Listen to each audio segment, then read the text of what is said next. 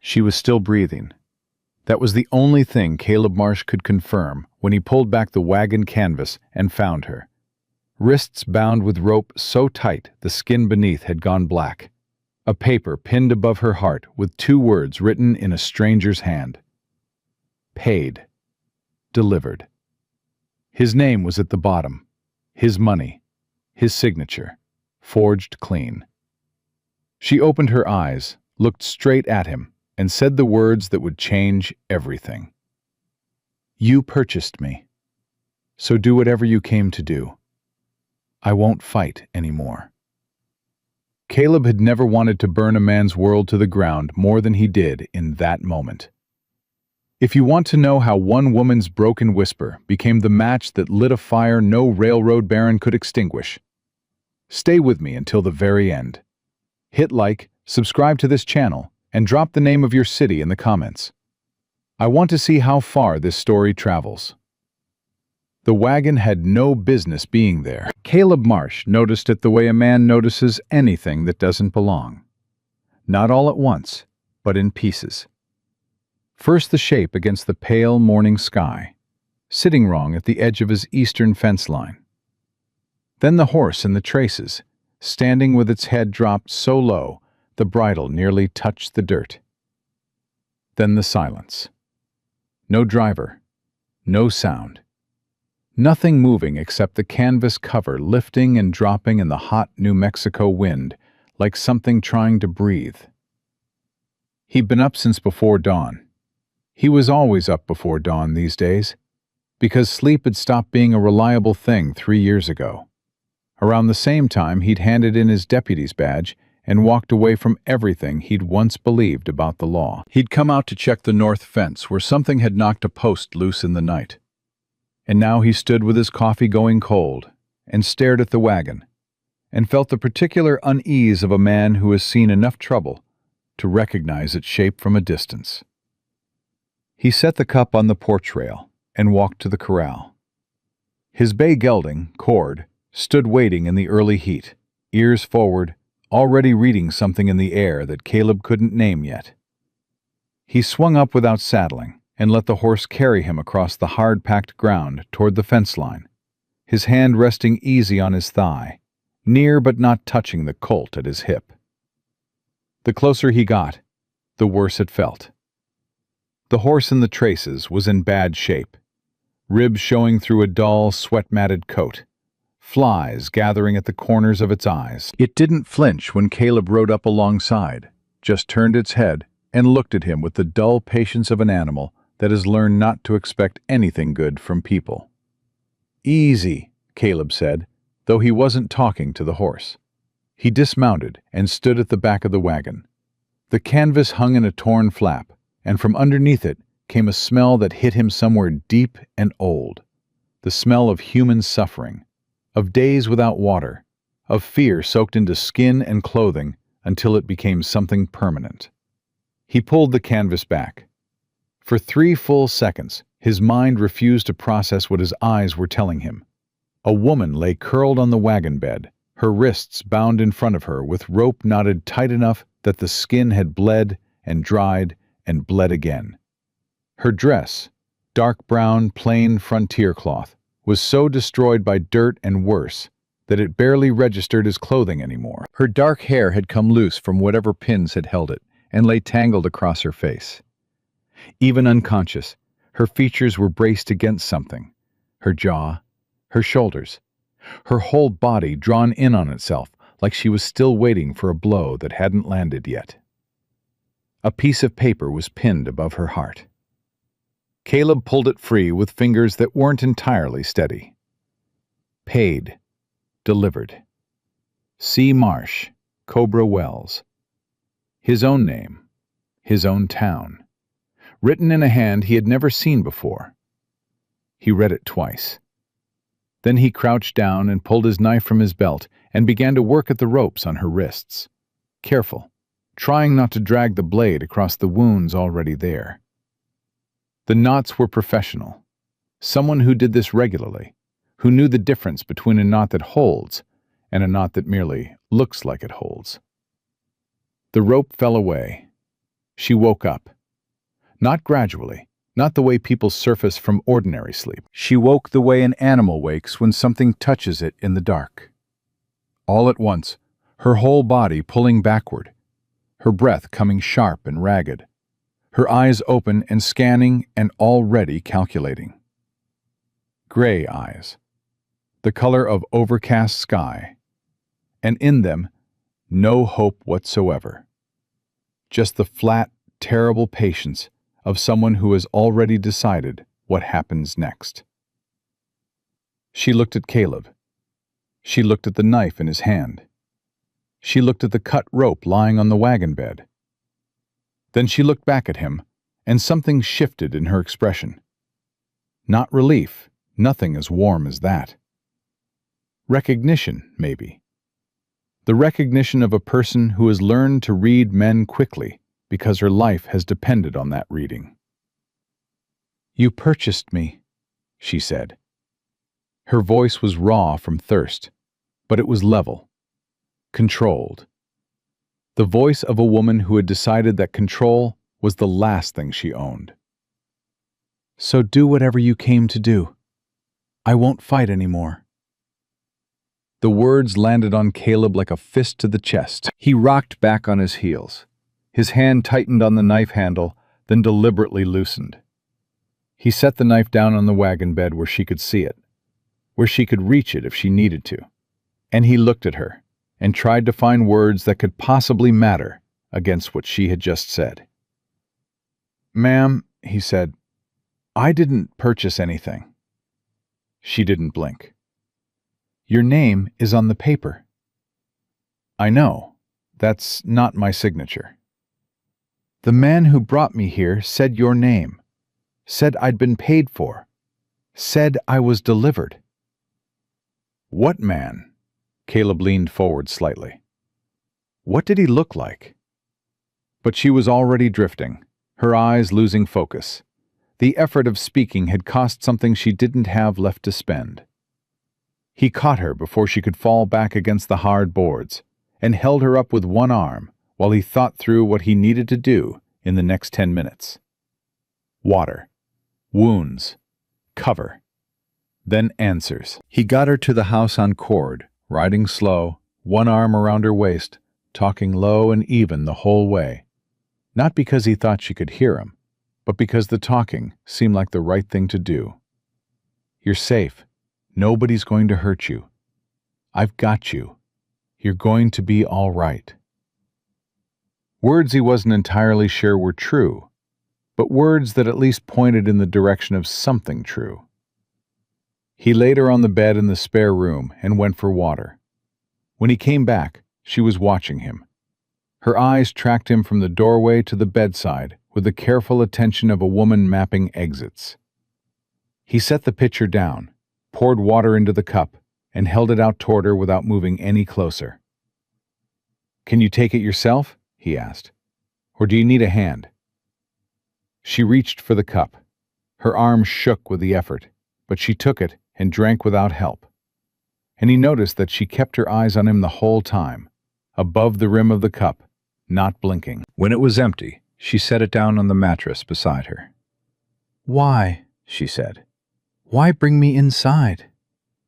"Because you needed water and shade, and your wrists tended. Men don't do things for no reason." "No," Caleb said, "they don't.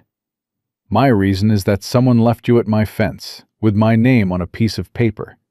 And that means whatever this is, it's already my problem, whether I want it to be or not. So I'd rather understand it than pretend I didn't find you." She stared at him. "That's it." "That's it." "No other reason?" "Not one." She was quiet for a long moment, and he could see her working through it, testing the logic of it, looking for the angle she'd been taught to expect. "I don't believe you," she said finally. "I know. You don't have to. Can I see your wrists?" A pause. Then she held them out. He worked slowly, cleaning the rope wounds with water and the carbolic acid he kept in the cabinet. wrapping them in clean linen. She didn't make a sound, though he could see by the way her jaw set and her breath controlled itself that it hurt considerably. He kept his movements deliberate and small, nothing sudden, nothing that would require her to decide quickly. "Your name," he said while he worked. "Ruth," she said. "Ruth Calloway." "Where did they take you from, Ruth?" "The Albuquerque depot." Her voice went flat and careful, like she was reciting something rather than remembering it. "I had a position in Denver. Telegraph operator for the Western Union office on Larimer Street. I'd been hired by correspondence. 3 months of letters back and forth. References checked. Contract signed. I arrived at the Albuquerque station to change trains, and 2 men were there holding a card with my name on it. They said there'd been a change of plans, that my new employer wanted me to meet with a placement representative first." "The Western Placement Bureau," Caleb said. Ruth went very still. "You've heard of it." He tied off the bandage on her left wrist and moved to her right. "I've heard the name, in connection with a man named Jerome Vance." "He's the one." Her voice didn't change, flat and controlled and terrible in its steadiness. "I never saw him, but the men who took me used that name. Said I'd been placed with a rancher outside Cobra Wells. Said it was a domestic position. Cooking, housekeeping. Legal and respectable." She paused. "The paper on my dress didn't say anything about cooking or housekeeping."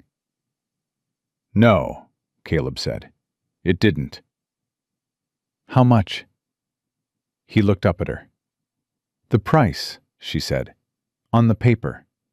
How much did they charge for me?" "Ruth, tell me." $400. She closed her eyes, one breath in, one breath out. Then she opened them again, and they were exactly as level as before. And whatever she'd done with that information in the space between closing her eyes and opening them again, she'd done it alone, in private, and she was done with it.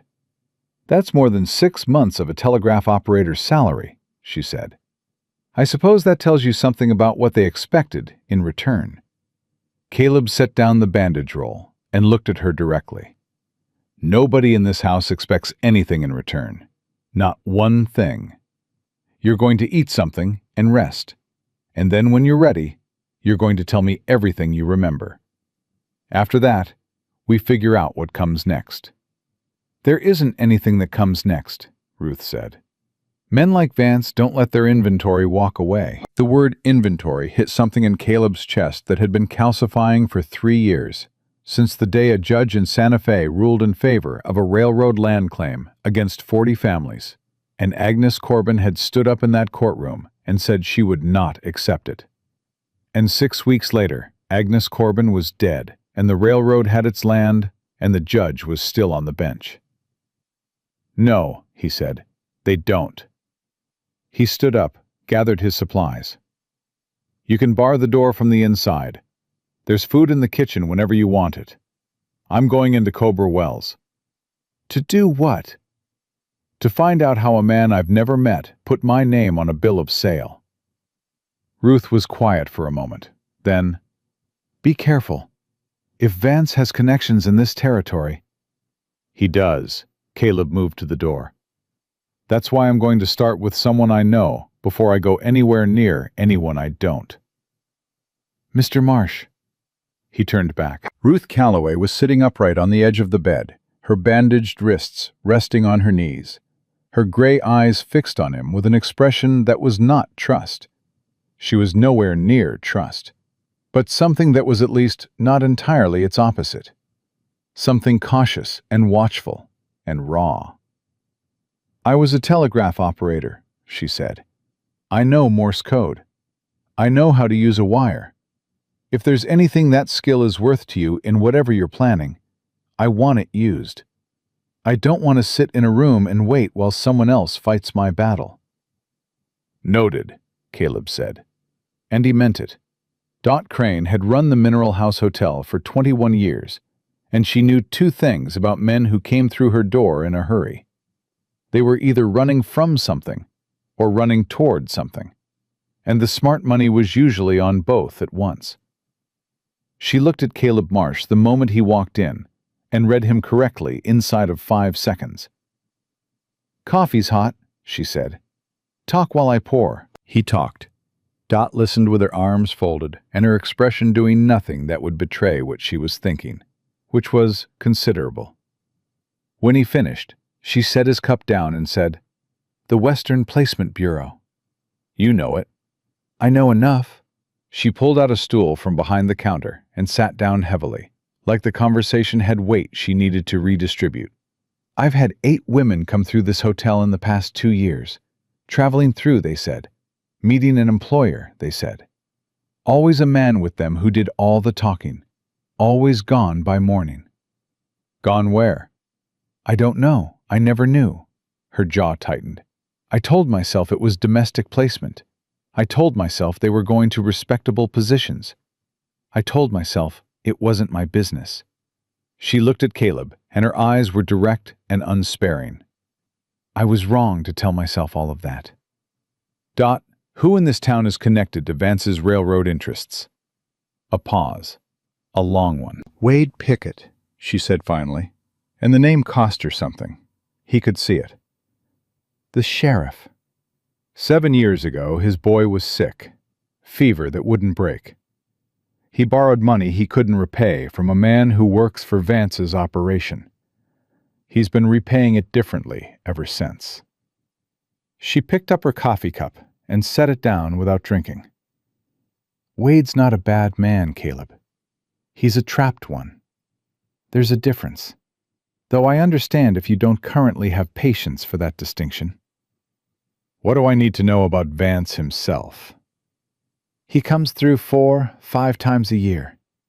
Stays here, actually. Always the corner room on the 2nd floor. Always pays in cash.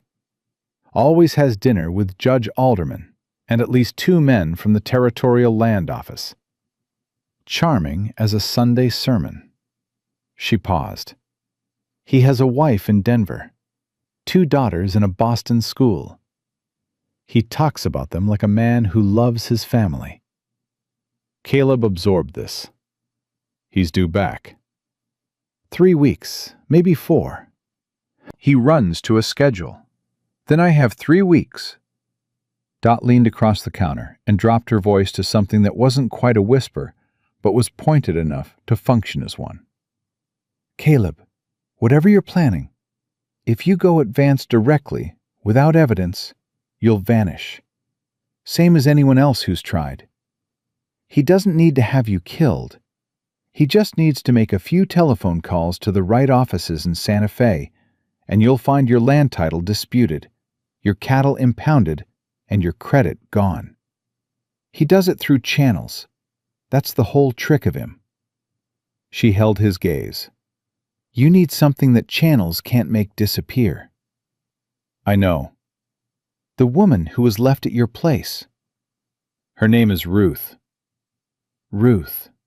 Dot nodded slowly. "Is she willing to talk?" "She's willing to do considerably more than talk." Caleb stood up. "Don't mention any of this to anyone." "Caleb, I've been not mentioning things in this town for 20 years. She picked up his empty cup. "Go home. Take care of her. And when you're ready to do something about this, you come back to me before you go anywhere else. I've been watching Vance's operation work for 2 years, and I haven't been entirely idle." He stopped with his hand on the door. "What does that mean?" "It means," Dot said, setting the cup in the basin with the careful deliberateness of a woman who chooses every word, "that I'm not the only one who noticed something was wrong with those women passing through. And some of us have been writing things down." He rode back to the ranch with the heat of the afternoon pressing down on him, and his mind running through what Dot had told him about Wade Pickett, and what that meant for any attempt to use local law, and what Dot had implied about her own records, and what Ruth Calloway had said about wanting her skills used rather than being left to wait in a room. He found Ruth in the kitchen. She had moved from the spare room on her own and was sitting at the table with a glass of water, and a stillness about her that wasn't peace. It was more like a held breath, a coiled quality. The stillness of someone who is thinking very hard and very fast and doesn't want to show it. She looked up when he came through the door, and she didn't ask him how it went. She waited. He respected that. He pulled out the chair across from her and sat down. "Jerome Vance," he said, "runs an outfit called the Western Placement Bureau out of Santa Fe. Railroad man officially. Land acquisition, right-of-way contracts, territorial influence. The Placement Bureau runs underneath the railroad work like a shadow. Women answering advertisements for domestic positions, teaching posts, telegraph work. All legitimate on paper. All fraudulent in practice." "He sold me," Ruth said. It wasn't a question.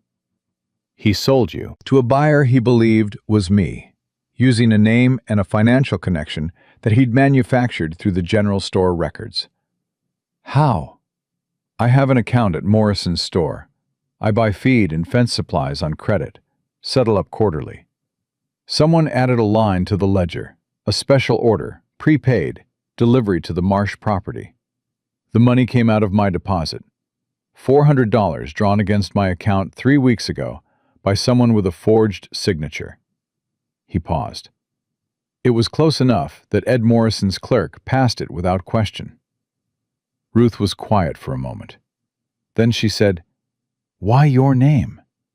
"I don't know yet. That question bothers me more than anything else. Vance knows this territory. He has contacts in the land office, the judiciary, the sheriff's department. If he wanted a reliable buyer in Cobra Wells, there were easier choices than a former deputy marshal who lives alone on a cattle operation and rarely comes to town." He leaned forward, both forearms on the table. "He used my name specifically. I want to know why." "Because you're isolated," Ruth said. "Because you live alone, and you don't have relationships in town that would give anyone reason to believe you if you tried to raise an alarm. Because a former lawman who resigned under circumstances nobody fully understands is the last person the territorial judge would take seriously against a respected railroad contractor." She held his gaze steadily. "He chose you because he thought you were the kind of man no one would listen to." The accuracy of it was like cold water. "That's right," Caleb said quietly. "He was wrong about one thing." Ruth's jaw set. "He didn't know about me." "No, he didn't." "What's the next step?" Caleb looked at the woman across from him. Her bandaged wrists, her destroyed dress, the shadows under her eyes that spoke of days without real sleep, and underneath all of it, that quality he'd noticed from the first moment, the one that Vance's men had tried to extinguish and hadn't managed to reach. She had a precise analytical mind. She had a skill that mattered. She had a fury that was banked down to something controlled and cold and far more useful than anything hot.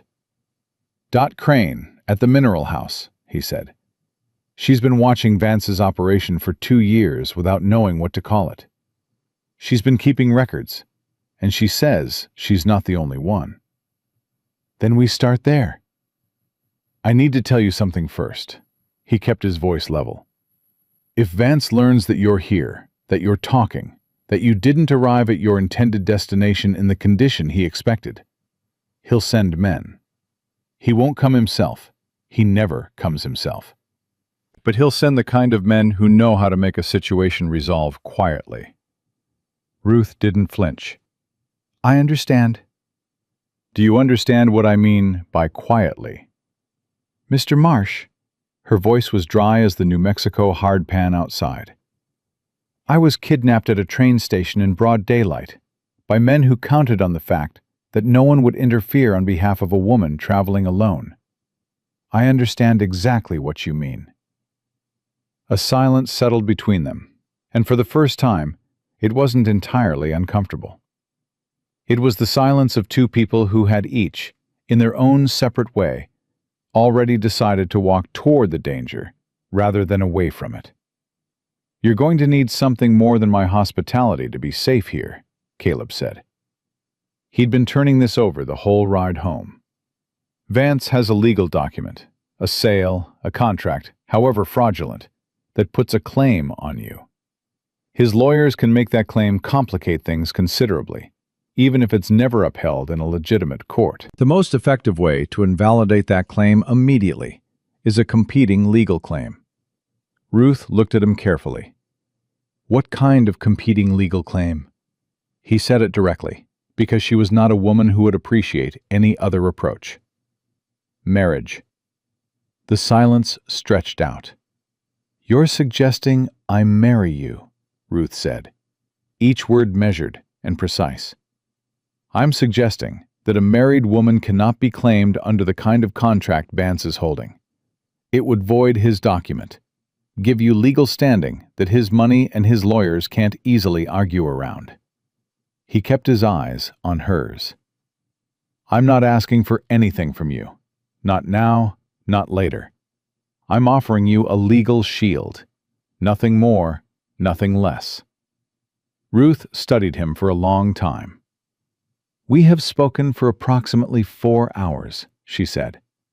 "I know. I have no reason whatsoever to trust you." "I know that too." "Then explain to me," she said slowly, "why a man who has never met me would offer me his name." "Because 3 years ago," Caleb said, "I watched a woman named Agnes Corbin stand up in a federal courtroom with enough evidence to bring down a railroad land scheme, and I believed the law would protect her, because the law was supposed to work that way. And I was wrong. And she's dead. And I handed in my badge the day they closed the investigation." He looked down at his hands. "I have spent 3 years on this ranch telling myself that what happened to Agnes wasn't my fault, because I followed procedure.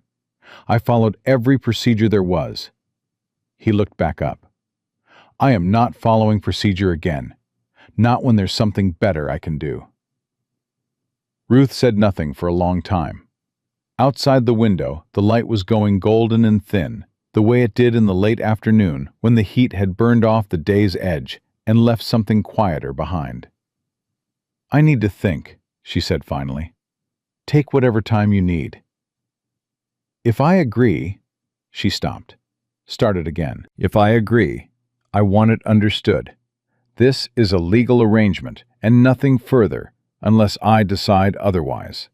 I decide, not you. Understood completely.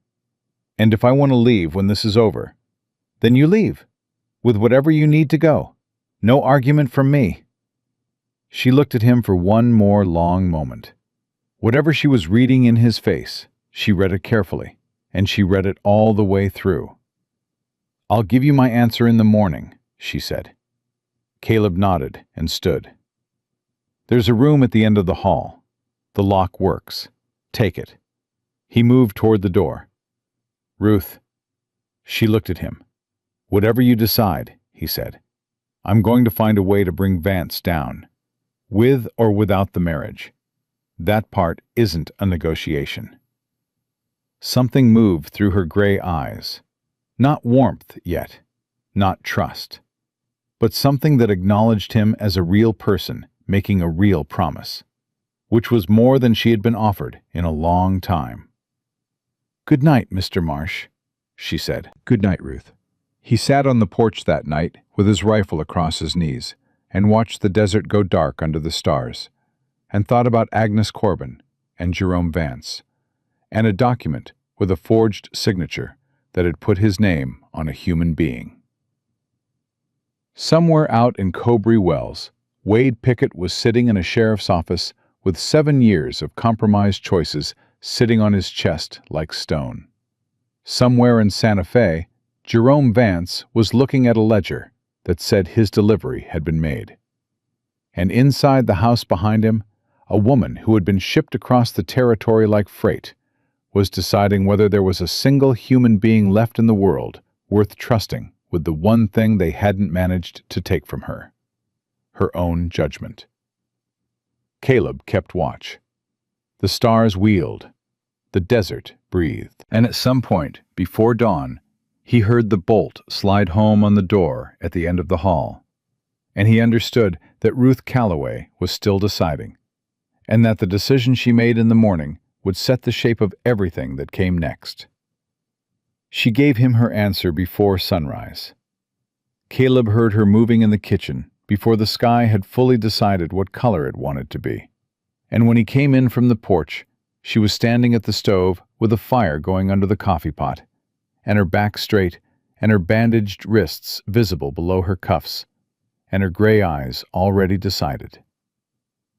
"Yes," she said, before he could speak. "I'll marry you, on the terms we discussed." "All right. I want it done today, before Vance's people realize something went wrong with the delivery." "Reverend Aldous at the First Methodist on Cobra Wells Main Street.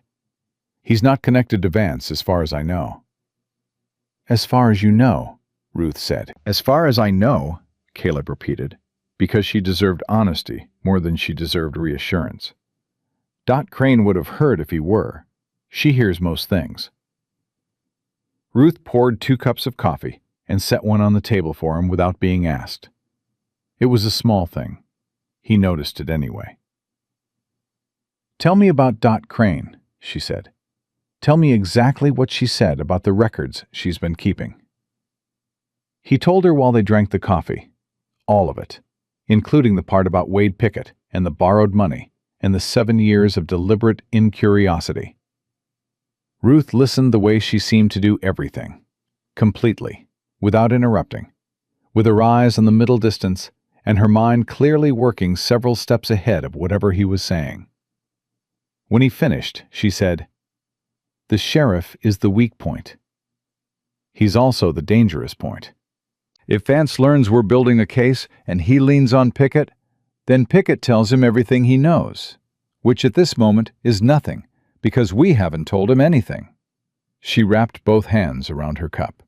"We need to know which way Pickett breaks before we decide whether he's an obstacle or an asset." Caleb looked at her across the table. 3 days ago, she had been unconscious in a wagon. This morning, she was running tactical analysis over coffee. "You're right," he said. "I usually am," Ruth said, and there was something in it that might have been dry humor if it hadn't been delivered so flatly. "That's why Vance's men didn't particularly enjoy the week they spent transporting me. I kept asking questions they didn't want to answer." "What kind of questions?" "Operational ones. How many women passed through the Bureau annually? What the routing looked like? Which territories had the highest density of buyers?" She set her cup down. "I was gathering information while they thought I'd given up. People tell you things when they think you're broken." The weight of that settled on Caleb like something physical. "Ruth." "Don't," she said, not unkindly, just firmly. "I don't need sympathy for what I did to survive. I need you to understand that I am not simply a witness. I have information inside my head that is worth considerably more than a signed statement about what happened to me personally. I know the shape of Vance's operation from the inside. The routes, the timing, the language they used among themselves." Her eyes met his directly. "That is what we are going to use." They rode into Cowboy Wells an hour later, side by side, and Caleb watched the town read them as they came down the main street. He saw the moment in each face, the recognition of him, the inventory of her, the calculation of what that combination meant. Cowboy Wells was small enough that a rancher bringing a woman to town before breakfast was a fact that would be processed and discussed and theorized about before noon. He didn't care. That was, in a certain sense, the point. Reverend Aldous was a small man with enormous eyebrows and the permanent expression of someone who had heard every variety of human complication and had learned not to let any of it alter his fundamental commitment to proceeding. He looked at Caleb and Ruth, standing in the doorway of his church at 7 in the morning, and said only, "Come in, then." The ceremony took 11 minutes. Dot Crane served as witness, having appeared at the church door approximately 90 seconds after they arrived, which told Caleb that Dot had eyes on the main street at all hours and had simply materialized when the situation called for it. She stood beside Ruth with her arms folded and her face expressing nothing except a solid, implacable endorsement of the proceedings. When it was done, Reverend Aldous signed the certificate and handed it to Caleb and said, "I won't ask questions I can see you won't answer, but I'll pray for both of you." He paused. "And I'll pray rather specifically for whatever trouble is behind those eyes, young lady, that it resolves in your favor." Ruth looked at him for a moment. "Thank you, Reverend," she said. "That's the first genuinely kind thing anyone has said to me in several weeks." They left the church and stood on the steps in the morning heat, the three of them, and Dot looked at the certificate in Caleb's hand and said, "Good. Now come to the hotel. There are things I need to show you, and things you need to hear, and I'd rather do it somewhere I can control the exits." Dot's office, at the back of the mineral house, was a small room that smelled of ledger paper and strong tea, and something else underneath that Caleb eventually identified as the particular smell of a place where serious thinking had been done over a long period of time.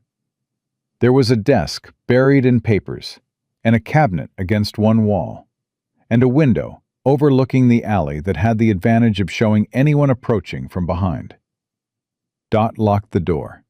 Then she opened the cabinet and took out a box, a plain wooden box, the kind used for storing receipts or invoices, and set it on the desk between them and lifted the lid.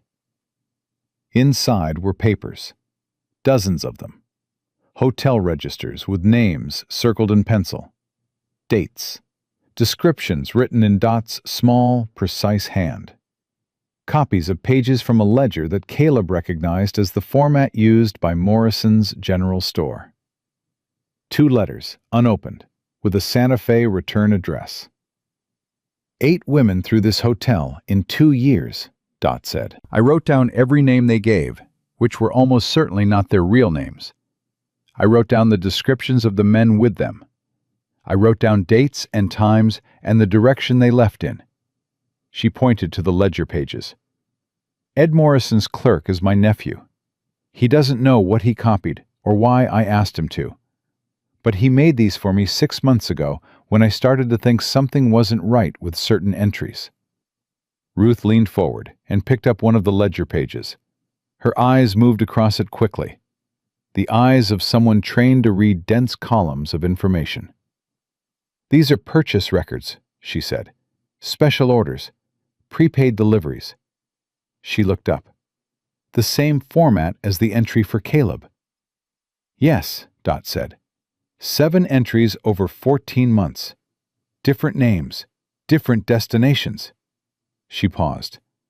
"Same handwriting on the special order lines. Different from the clerk's." "Someone with access to the ledger who wasn't the clerk," Caleb said. "Vance's man in Cowboy Wells," Ruth said. She set the paper down. "He has someone local who's been adding these lines. Someone with regular access to Morrison's store." "Ed's clerk wouldn't have noticed a familiar face," Dot said. "He trusts people he recognizes. It's a quality that served him poorly in this situation." "Who has that kind of regular access?" Caleb said. Dot looked at him steadily. 3 people. Ed himself, which I will not believe. His delivery manager, a man named Cook, who's been with him 12 years. And one other." She stopped. "Dot?" "Wade Pickett does Ed's quarterly account review," Dot said. "Has done it for years. Helps Ed keep his books balanced, he says. Civic service." Her jaw tightened. "He would have had access to that ledger 4 times a year for 7 years." The silence in the room was the kind that has weight. "He might not have known what he was facilitating," Ruth said carefully. "A man who reviews accounts might have passed along store access to someone without understanding the purpose. Or he knew exactly," Caleb said. "Either way," Ruth said, "we can't approach him directly until we know which it is. If he's conscious of his role, and he's still protecting Vance, any approach from us sends a warning to Santa Fe inside of 24 hours. She looked at Dot. You said you weren't the only one who noticed something wrong. Who else? Dot reached into the box and produced a folded paper. She opened it and spread it on the desk. It was a list, 15 names, each with a notation beside it. Caleb leaned over and read the first few. A seamstress, a school teacher, a postmaster's wife, a woman who ran the laundry on 2nd Street. Women who saw things and wrote them down, Dot said. Or women who lost someone and never believed the explanation they were given. Her finger moved down the list. Clara Hughes lost her younger sister 3 years ago. Girl was 19, answered an advertisement for a teaching position in Albuquerque. Clara was told she ran off with a gambler. Clara never believed it. She looked at Ruth. Clara has the original advertisement, clipped from the Missouri paper, and saved it all this time because she didn't know what else to do with it. Ruth was very still. The advertisement, she said quietly. What paper? The St. Louis Courier, same as yours? The Kansas City Register, Ruth said. But the same format, same language. Something moved behind her eyes that was not grief exactly, but was adjacent to it. They run the same advertisement in multiple papers, rotating the city names so no single paper's editor notices the pattern. Smart, Caleb said, and hated that it was true. Very smart, Ruth said. Vance didn't build this in a year. He's been refining it for a decade at minimum. She straightened. Which means somewhere there is a paper trail going back years. Correspondence, contracts, financial records. The kind of records a man keeps because he believes they protect him. Because on paper, every transaction looks legitimate. Where would those records be? Caleb said. Santa Fe, probably. His main office. Ruth paused. But he also has a local point of contact. Someone who coordinates the actual deliveries, manages the buyer relationships, handles the money on the ground. That person would have records too. Operational records. The kind that don't go back to Santa Fe because they're too specific. Too traceable. Cook, Dot said quietly. The delivery manager at Morrison's. Both of them looked at her. I've been watching him for 6 months, Dot said, with the calm of a woman who has had this conclusion ready and was waiting for the right moment to present it. He receives a letter from Santa Fe every month, not through the post office, through a private courier, a rider who comes in on the Albuquerque road and goes directly to the cook's house on the edge of town. He burns them, but he keeps a ledger of his own. I've seen him writing in it. You've been in his house? Caleb said. I've been in his house, Dot agreed, without elaboration or apology. Caleb looked at Ruth. Ruth looked at Caleb. Something passed between them that was not quite amusement and not quite alarm, and was, he realized, the beginning of a working partnership. The ledger, Ruth said. If we can get that ledger and match the entries to the dates and names in your records, Dot, that's evidence. Real evidence. The kind that doesn't rest entirely on our testimony. Getting it is the problem, Caleb said. Cook isn't going to hand it over. No, Ruth said. But Vance is due back in 3 to 4 weeks, according to Dot. When he arrives, Cook will produce that ledger for the quarterly review, which means between now and then, Cook believes he has time. He isn't on alert. He thinks his delivery was completed successfully. She met Caleb's eyes. He doesn't know I'm sitting in your hotel, Dot, drinking tea and reading his ledger entries. He doesn't know yet, Caleb said. Then we move before he finds out. Ruth turned back to Dot. The women on your list, The ones who lost someone, who kept records, who noticed things and wrote them down. Can you bring them together quietly? Not in a group.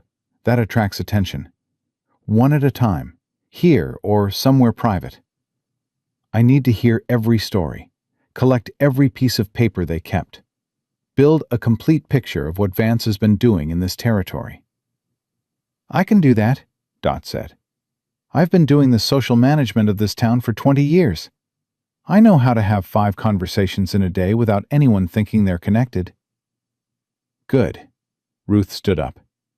Then that starts today. She looked at Caleb. And you need to find out which way Wade Pickett breaks. How do you suggest I do that? Tell him part of the truth, Ruth said. Not all of it. Enough to see what he does with it. If he goes to Vance, we'll know within 48 hours because Vance will move sooner than expected. If he doesn't, she paused. If he doesn't, then maybe there's something left in Wade Pickett that's been waiting for a reason. Caleb found Pickett at his desk in the sheriff's office at 10 in the morning, working through paperwork with the expression of a man who has taught himself to concentrate on small tasks as a way of not thinking about large ones.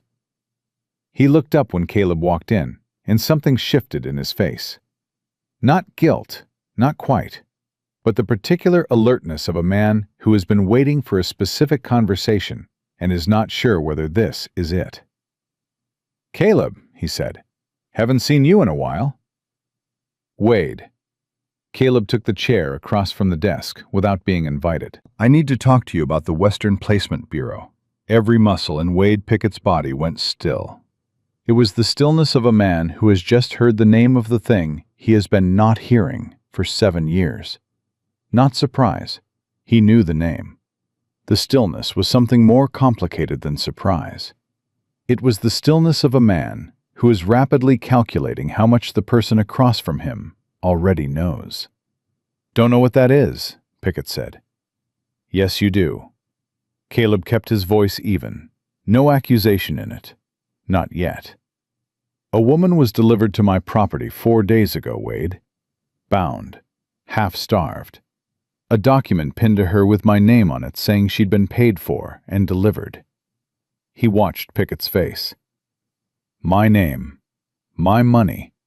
My forged signature. Someone has been using Morrison's store ledger to construct fraudulent purchase records, and someone with regular access to that ledger has been facilitating it. Pickett said nothing. I'm not here to accuse you of anything, Caleb said. I'm here because I think you've been in a bad position for a long time, and I think some part of you has known for a long time that it was going to land somewhere like this. And I think you need to decide right now what kind of man you are when it finally does. The silence in the office stretched out long enough to become its own kind of answer. Then Pickett said, very quietly, The woman. Is she all right? She's alive, Caleb said. She's safe. And she's the most formidable person I have met in 3 years of living very quietly and trying not to get involved in anything. She is going to bring Jerome Vance down, with or without my help, and with or without yours. And the only question any of us has to answer right now is which side of that we want to be standing on when it happens. Pickett put his elbows on the desk and pressed both hands against his face and stayed like that for a moment that felt considerably longer than it was. When he dropped his hands, his eyes were the eyes of a man who has just set down something very heavy. He's got Cook running the ground operation, Pickett said. Cook has a ledger. He keeps it at his house, under the floorboard beside the back door. I've never seen inside it, but I know it's there because Vance asked me once, 3 years ago, if I could keep it here in the office. I told him I couldn't. He paused. That's the only time I ever told him no. That took something, Caleb said. Not enough. Pickett looked at him steadily. What do you need from me? Caleb leaned forward. I need you to do your job, he said. For the first time in 7 years, I need you to do exactly what a sheriff is supposed to do. Not for me. Not for some abstract idea of justice. For the women on Vance's list that we haven't found yet, and the ones we still might. Pickett was quiet for a long moment. My boy is 18 now, he said finally. Healthy, strong, studying to be a surveyor over in Albuquerque. He looked at his hands. Vance saved his life, and I've been paying for it ever since, and I am so tired of paying for it. He stood up, and when he stood, he seemed to be standing differently than he had when Caleb walked in. Straighter, heavier in the right way. Tell me what you need. Caleb told him about Cook's ledger, and Wade Pickett listened the way a man listens when he has finally decided, after a very long time, to listen to his own conscience. Cook's ledger was exactly where Pickett said it would be. Wade retrieved it himself the following morning, with a search warrant he'd written out and signed with hands that only shook slightly, citing probable cause related to fraudulent commercial records. Language careful enough to be legally defensible and vague enough not to telegraph what they were actually looking for. He brought it to Dot's office at the back of the mineral house, wrapped in a piece of oilcloth, set it on the desk without ceremony, and stood back with his arms folded and the expression of a man who has just crossed a line he cannot uncross, and is still deciding how he feels about that. Ruth opened it. She worked through the pages in silence, her damaged wrists resting on the edge of the desk, her eyes moving with that same rapid precision Caleb had noticed the first time she'd looked at the store ledger entries. Dot stood at her shoulder. Caleb watched from the doorway. Pickett stayed near the window, watching the alley. After 7 minutes, Ruth said, 31 entries, 14 months. She didn't look up. Names, origins, destinations, prices. Cross-referenced with dates of delivery and a notation he uses, the letter C with a circle around it, that I believe indicates confirmed receipt by the buyer. How many confirmed? Dot said. 26. Ruth turned a page. 5 without the confirmation mark, which means 5 women who were delivered, but whose receipt was never confirmed to Cook. She paused. Which means 5 women who potentially never arrived at their intended destination, who were unaccounted for, even within Vance's own system. The room was very quiet. He lost track of 5 of them, Caleb said. Or they escaped, Ruth said. Or something went wrong in transit. Either way, Vance's operation has gaps. Women who fell through the cracks of his bookkeeping. She finally looked up, and her gray eyes were doing something complicated. Anger and grief and a cold, focused calculation, all occupying the same space at once. This ledger is evidence of 31 criminal transactions. With Dot's hotel records and the store ledger pages and the testimonies from Clara Hughes and the other women on Dot's list, we have the beginning of a case that a federal prosecutor cannot easily dismiss. Beginning, Pickett said from the window. Beginning, Ruth confirmed. Vance's lawyers will argue that Cook operated independently, that the Bureau was used by a rogue employee without the principal's knowledge. It's a standard defense for this kind of layered operation. You insulate the man at the top with enough distance that each layer below him takes the fall while he walks. She set her hand flat on the open ledger. We need something that connects Vance directly. His signature, his correspondence, a communication in his own words that demonstrates he knew what was being done in his name. The monthly letters, Dot said. The ones Cook burns. We need one before he burns it. Ruth looked at Caleb. When is the next courier expected? Dot, Caleb said. Dot thought for a moment. 1st of the month, regular as a clock. That's 4 days from now. Then we have 4 days to figure out how to intercept it before it reaches Cook. Ruth closed the ledger and looked at Pickett. Can you hold Cook on the warrant? For the ledger, yes. 48 hours on a commercial fraud charge before I'd need to bring it before Judge Alderman. Pickett's jaw tightened at the judge's name. And Alderman is one of Vance's regular dinner companions. Then we don't bring it before Alderman, Ruth said. Is there a federal circuit judge with jurisdiction over territorial commercial fraud? Judge Harold Beaumont, out of Albuquerque, Caleb said. I dealt with him twice when I was a deputy. He's not in anyone's pocket that I ever found evidence of. How do we reach him? Telegraph, Caleb said. And then he looked at Ruth, and something in the look acknowledged what they both already understood, that the telegraph office in Cowboy Wells was the one place in town where they had no knowledge of whose loyalty it held. Ruth had already thought of this. He could see it in the way she'd set her jaw approximately 3 seconds before he spoke. I'll go myself, she said. I'm a certified Western Union operator. If the Cowboy Wells office uses standard equipment, I can send the message directly without going through the local operator. I know the routing codes for the Albuquerque circuit. Pickett turned from the window. You can do that. I could do it in my sleep, Ruth said, without any inflection that suggested she was exaggerating. Caleb looked at her. If Vance has someone watching the telegraph office, then we make sure they're watching something else when I go in. She looked at Dot. How many people on your list are willing to be visible on short notice? Dot allowed herself something that was almost a smile. All of them. The plan they built over the next 2 hours was not elegant.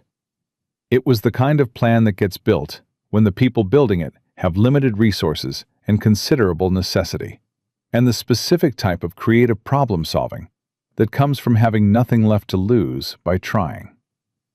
Clara Hughes and 4 other women from Dot's list would create a visible gathering on the main street, a charitable committee meeting, ostensibly, the kind of respectable public assembly that happened regularly in small Western towns, and attracted attention precisely because it was entirely unremarkable. Under cover of that distraction, Ruth would enter the telegraph office through the back door, using a key that Dot had held for 12 years in her capacity as the informal keeper of every spare key in Cowboy Wells, and she would send the message to Judge Beaumont directly. Cook they would take that evening. Pickett would serve the warrant personally, with Caleb present as a civilian witness, before Cook had any reason to expect his operation had been compromised. What none of them planned for was that Cook had already been told. They found his house empty. The ledger had come from under the floorboard, but whoever had warned him had done it fast enough that he'd left without taking anything else. His clothes were still in the wardrobe, his breakfast dishes still on the table, the back door standing open onto the alley behind. He had perhaps 2 hours on them, perhaps less. Pickett stood in the empty kitchen and said, very quietly, one word that Caleb had never heard him use before in all the years he'd known him. Someone talked, Caleb said. Or someone saw me pull the warrant and put it together. Pickett turned around, and his face had gone the color of old ash. Alderman. He was in the courthouse this morning when I was writing it up. I didn't think. It was a standard commercial warrant. There was no reason. Is Alderman connected to Vance directly or through intermediaries? Ruth said. She had come with them, overriding Caleb's objection with the simple observation that she had as much right to be present for the consequences of their plan as anyone, and that objecting to her presence was the kind of protective instinct she had specifically told him she would not accept. Directly, Pickett said. Dinner, cards, correspondence. Alderman has been on the railroad social circuit for 15 years. Then Alderman recognized the connection the moment he saw Cook's name on a warrant and sent word. Ruth was already thinking through the next step. Caleb could see it in her face. The rapid, relentless processing of a mind that had learned in the hardest possible circumstances to adapt quickly. It means Vance knows something is wrong. He may move his timeline up. If he was planning to arrive in 3 to 4 weeks, he may now arrive sooner. Or he may send men ahead.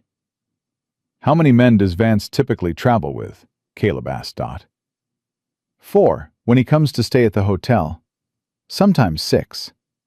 Dot's voice was steady, But her hands, he noticed, were pressed flat against the sides of her skirt, in the way people press against things when they need something solid. He presents them as business associates and security staff. They sit in the saloon and play cards, and they are very polite, and they make everyone in town feel faintly afraid without ever doing anything specific to justify that feeling. "We need that message to Beaumont sent today," Ruth said.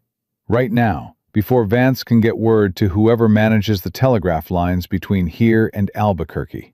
She looked at Caleb. "The distraction plan still works. The timing is just more urgent." Clara Hughes turned out to be a woman of approximately 50, with a permanent grief behind her eyes that she had clearly learned to carry without showing. And when Dot explained what they needed and why, Clara said only, "Tell me where to stand and when." She gathered the other 4 women from Dot's list in under an hour, which told Caleb something about the speed at which women in small towns can organize when they have finally been given a reason. The 5 of them positioned themselves on the main street in front of the dry goods store at 2 in the afternoon, engaged in what appeared to be an animated discussion about the organization of a harvest social. They were loud enough to be noticed, and respectable enough not to be questioned. And the 2 men who had appeared on the street that morning, strangers, in town since just after dawn, spending their time at the window table of the saloon, kept their attention on the gathering with the alert watchfulness of men whose job was to notice things.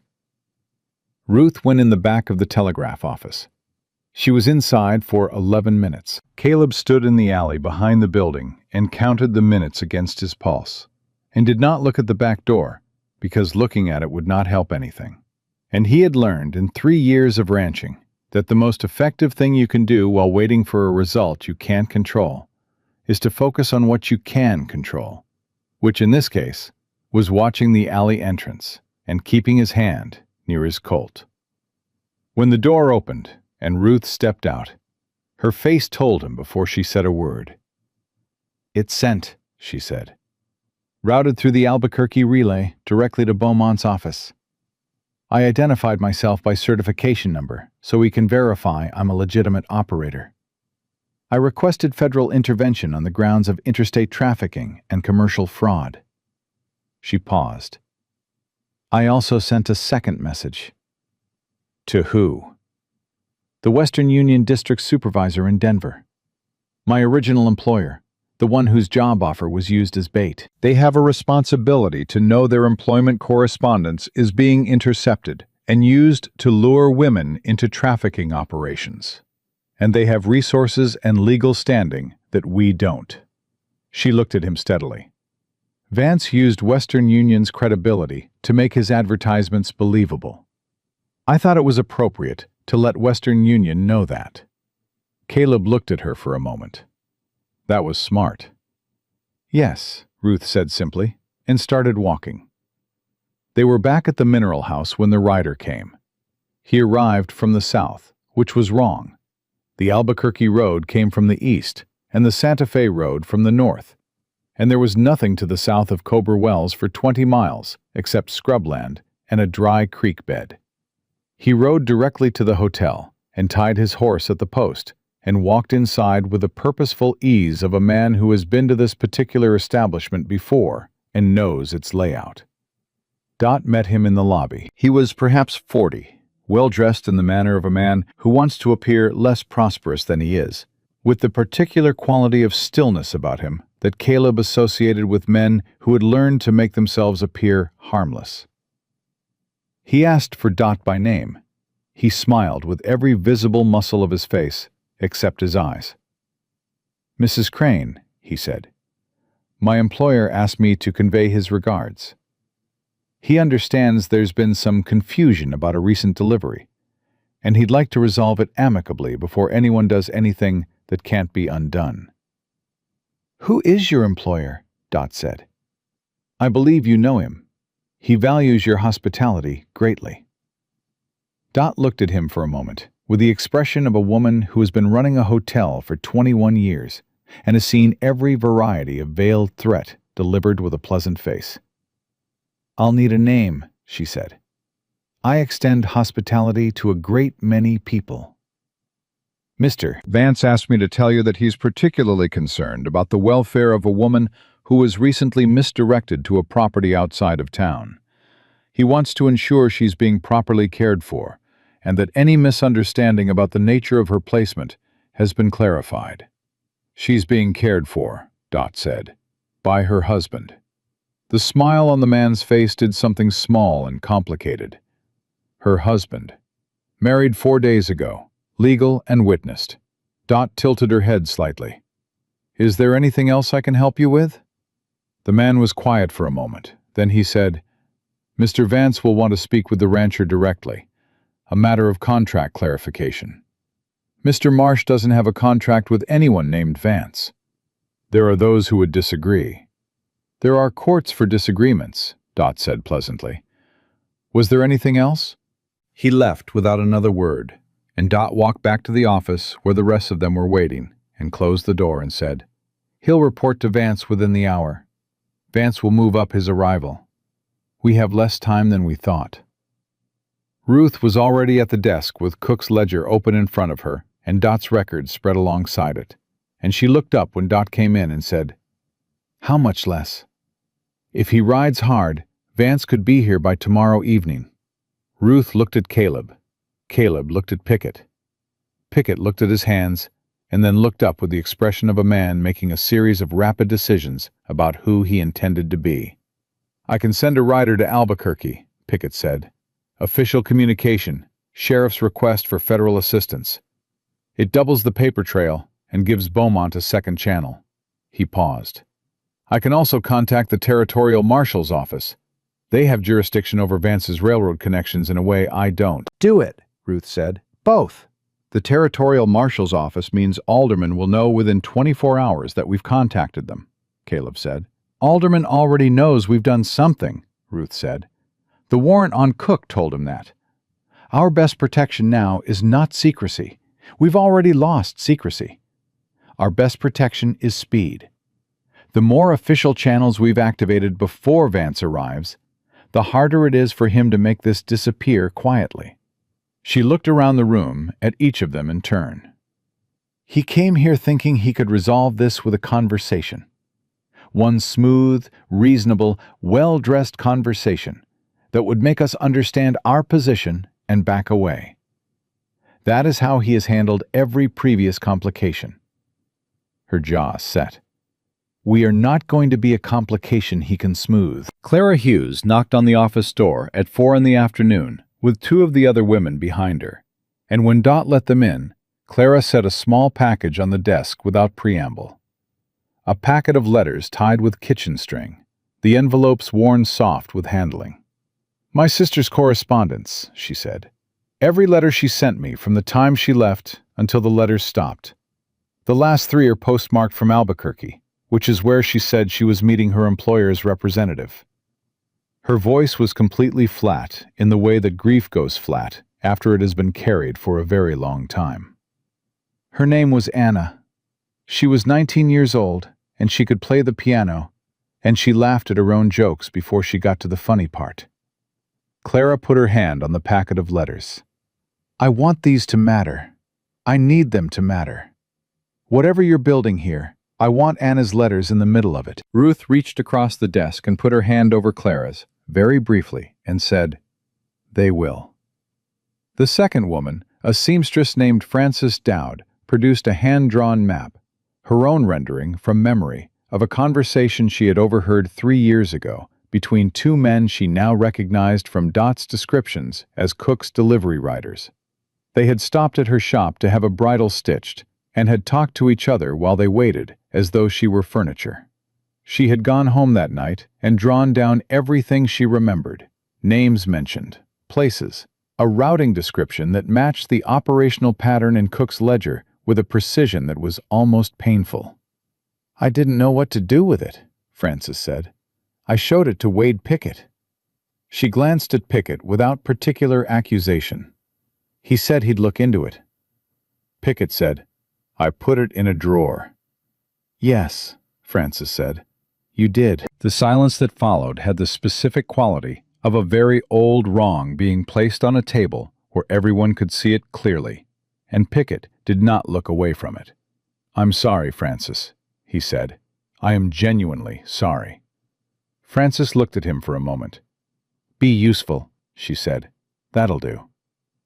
By the time the sun had started its drop toward the western hills, they had testimony from 4 women, a hand-drawn operational map, 31 documented transactions in Cook's ledger, Dot's 2 years of hotel records, the store ledger pages, and 3 official requests for federal assistance traveling toward Albuquerque by separate routes.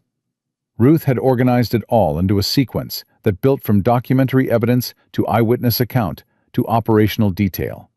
The kind of layered evidentiary structure that she explained had been standard in the commercial fraud cases her father had documented in his newspaper before the railroad had taken it from him. "You've done this before," Caleb said when the others had left, and it was just the 2 of them in Dot's office in the gathering dark. "My father did it," Ruth said. "I watched him. I helped him." She was straightening the last of the papers into the box, her movements precise and economical. "He built a case against the railroad's land scheme in Missouri that was airtight by every standard of commercial journalism. He published it, and within 4 months his paper was gone and he was a broken man."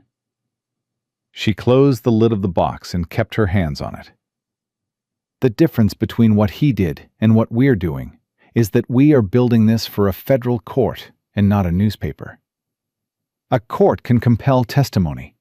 A court can issue warrants. A court can put Jerome Vance in a cell." "If Beaumont responds in time," Caleb said. "He'll respond."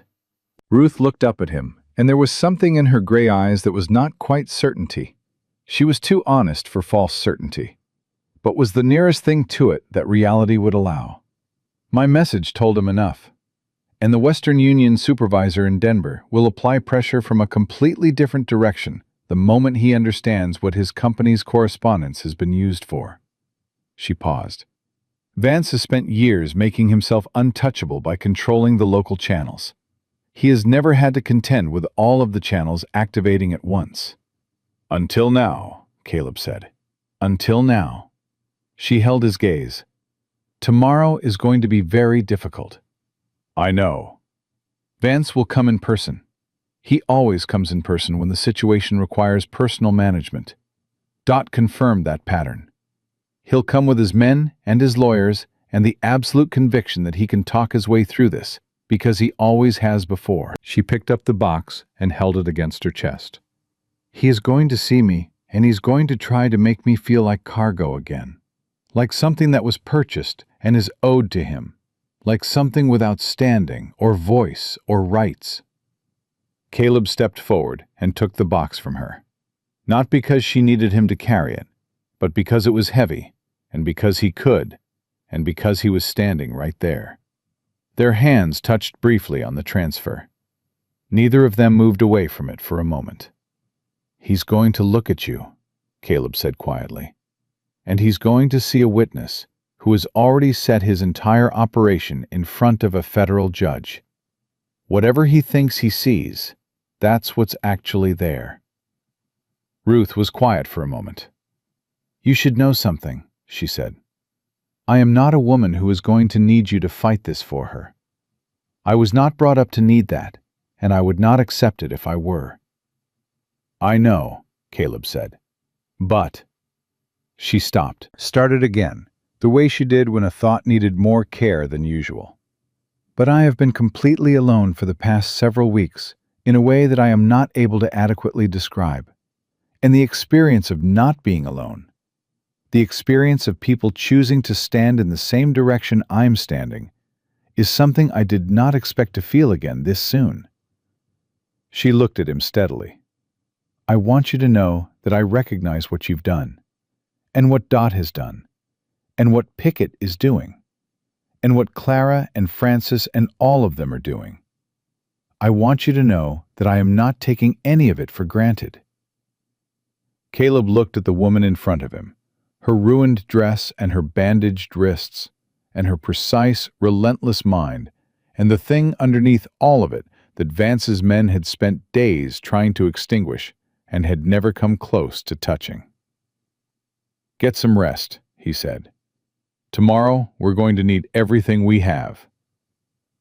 Ruth nodded once, turned toward the door, stopped with her hand on the frame, and said, without turning back, "Caleb, for what it's worth, I think I chose correctly. This morning, in the church." He didn't answer right away, because the answer required a moment to be true before he said it. "So did I," he said.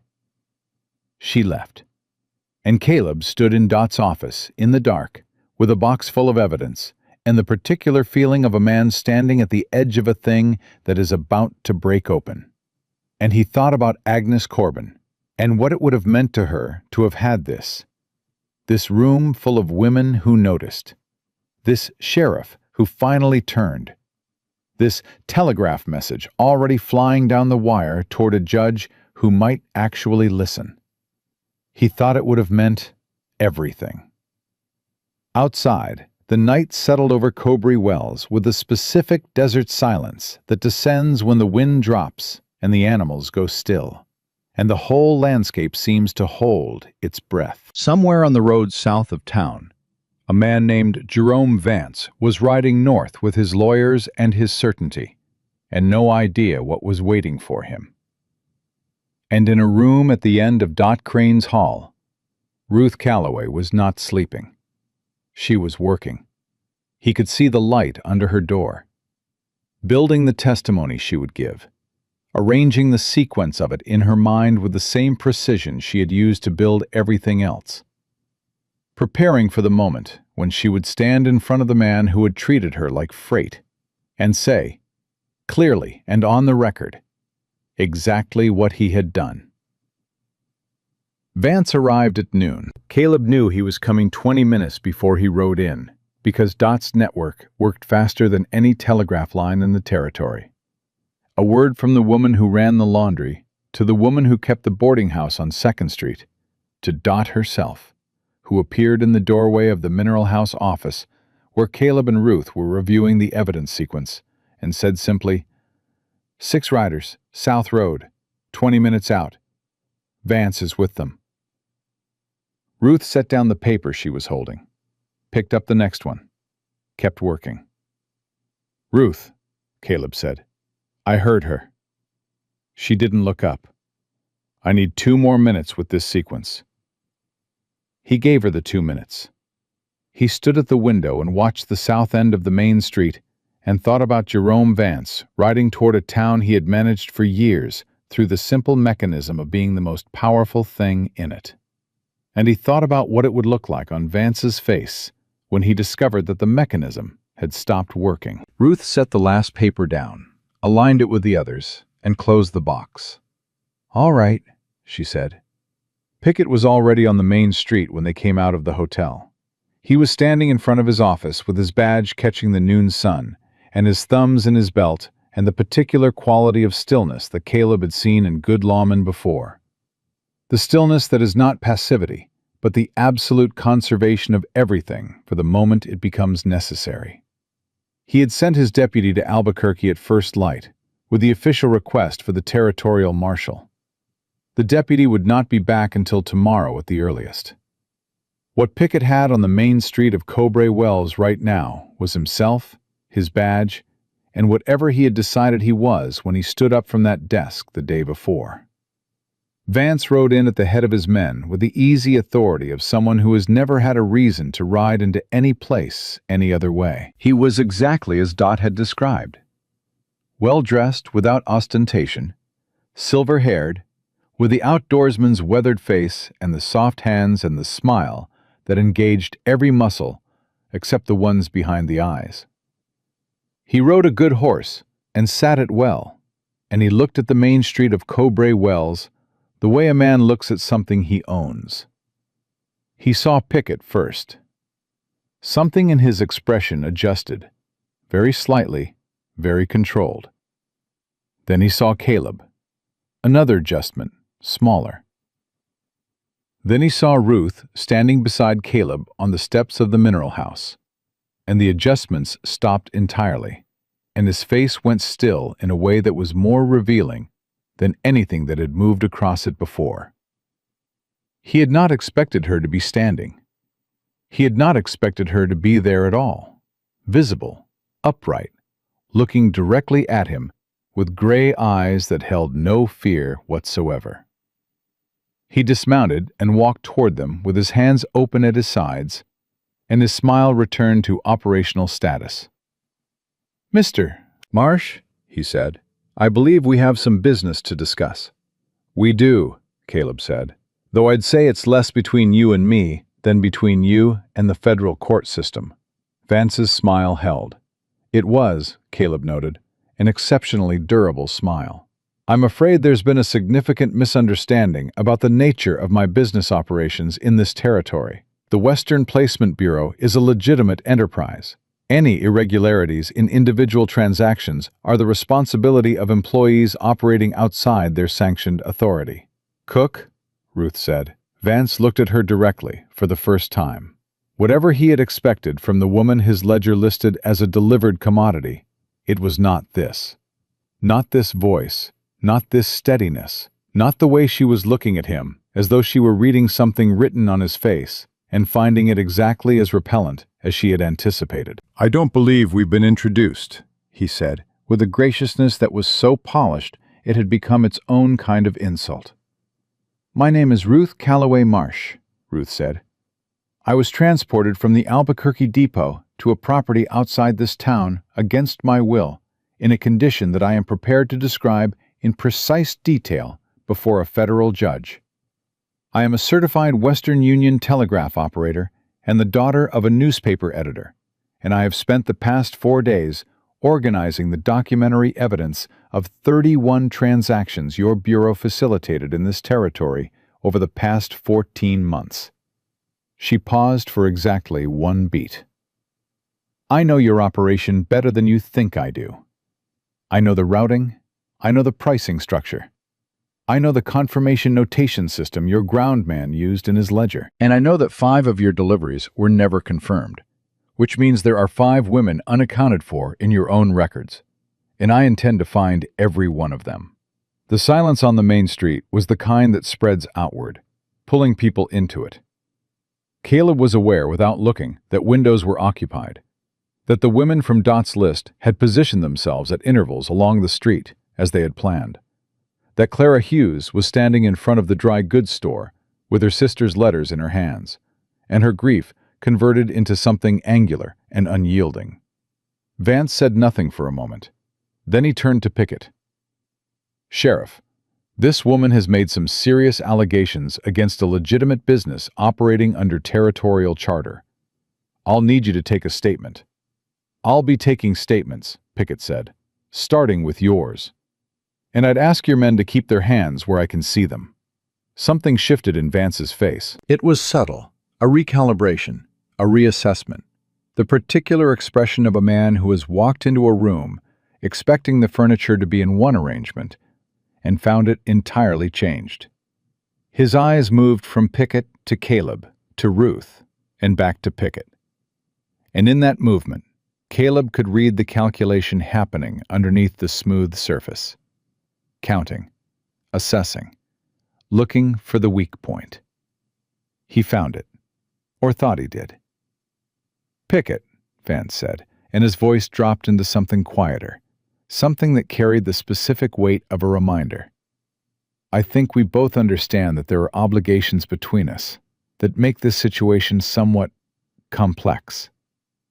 I'd hate for any confusion to complicate those existing." "My son is 18, Pickett said. "He's healthy.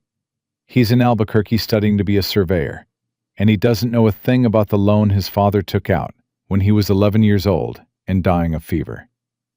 He'll never know about it." Pickett looked at Vance steadily. "Because I'm going to make sure that when this is over, the story of what happened here is the one that gets told. And in that story, the loan is settled." Vance stared at him. For the first time, the smile had failed completely. "You understand what you're doing." "I understand exactly what I'm doing." Pickett's voice was the quietest thing on the street, and somehow the loudest. "I'm doing my job. 7 years late, but I'm doing it." One of Vance's men shifted in his saddle. His hand moved toward his hip, and Caleb's Colt was out and leveled before the motion was fully complete, and the man's hand stopped. "That would be a mistake," Caleb said. He said it conversationally, which was the right register. The man looked at Vance. Vance looked at Caleb's gun. Then Vance looked at Ruth, and something moved through his eyes that was not quite what it would have been called in a man who felt ordinary things. It was closer to the expression of someone revising an entire strategic framework in real time, recognizing that the ground had shifted so fundamentally that his previous plan was not merely inadequate, but irrelevant. "You've sent for federal authorities," he said to Ruth. "Yesterday," she said. "The ledger?" "Yes." "The store records?" "Those too." He was quiet for a moment. His men were very still on their horses. Behind Vance, Caleb could see Dot Crane standing in the doorway of the mineral house with her arms folded. And beside her, Frances Dowd. And further down the street, 3 other women from the list. All of them visible and still, and watching with the concentrated attention of people who have waited a long time for a thing to finally be seen. "I have lawyers," Vance said. "In Santa Fe and Tucson and Denver. What you think you have, and what will survive contact with my legal representation, are 2 very different quantities." "Maybe," Ruth said. "But you should know something about lawyers, Mr. Vance. They work for whoever pays them, and they work best when the case is winnable. When the Western Union District Supervisor in Denver finishes reading the message I sent him yesterday about how your bureau has been using Western Union employment correspondence to identify and lure victims, your lawyers are going to find their relationship with the railroad's legal department becoming considerably more complicated. Western Union has its own lawyers. They are not small." Vance looked at her for a long moment. "You sent a message to Western Union," he said. "I'm a certified operator," Ruth said.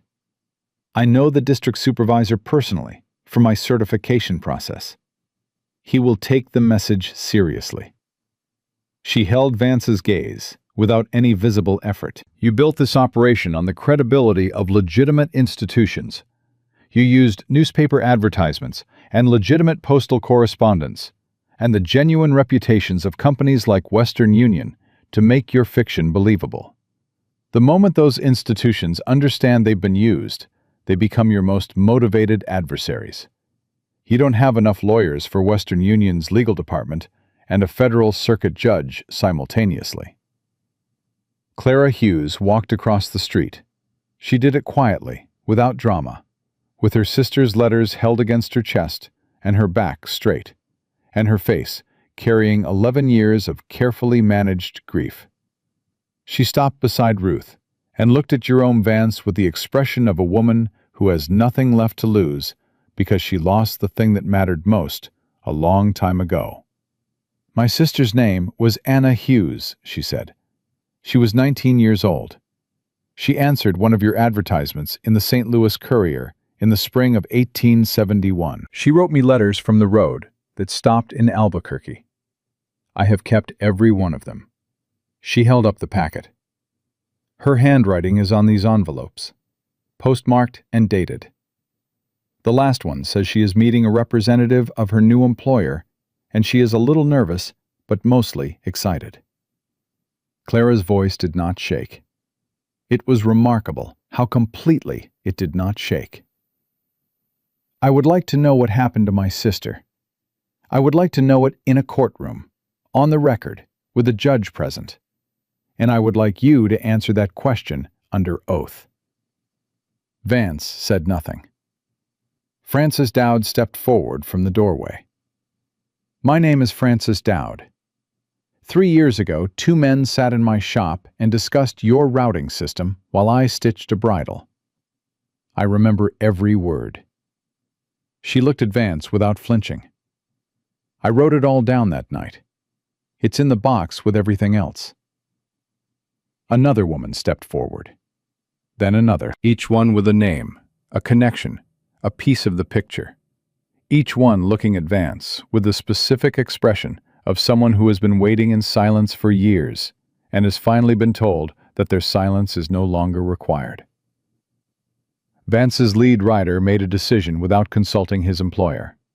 He was a practical man, and he was looking at 6 armed women, a sheriff with a badge, a former deputy with a drawn weapon, a ledger that apparently documented 31 crimes in detail, and a telegraph message already traveling toward a federal judge and a corporate legal department simultaneously.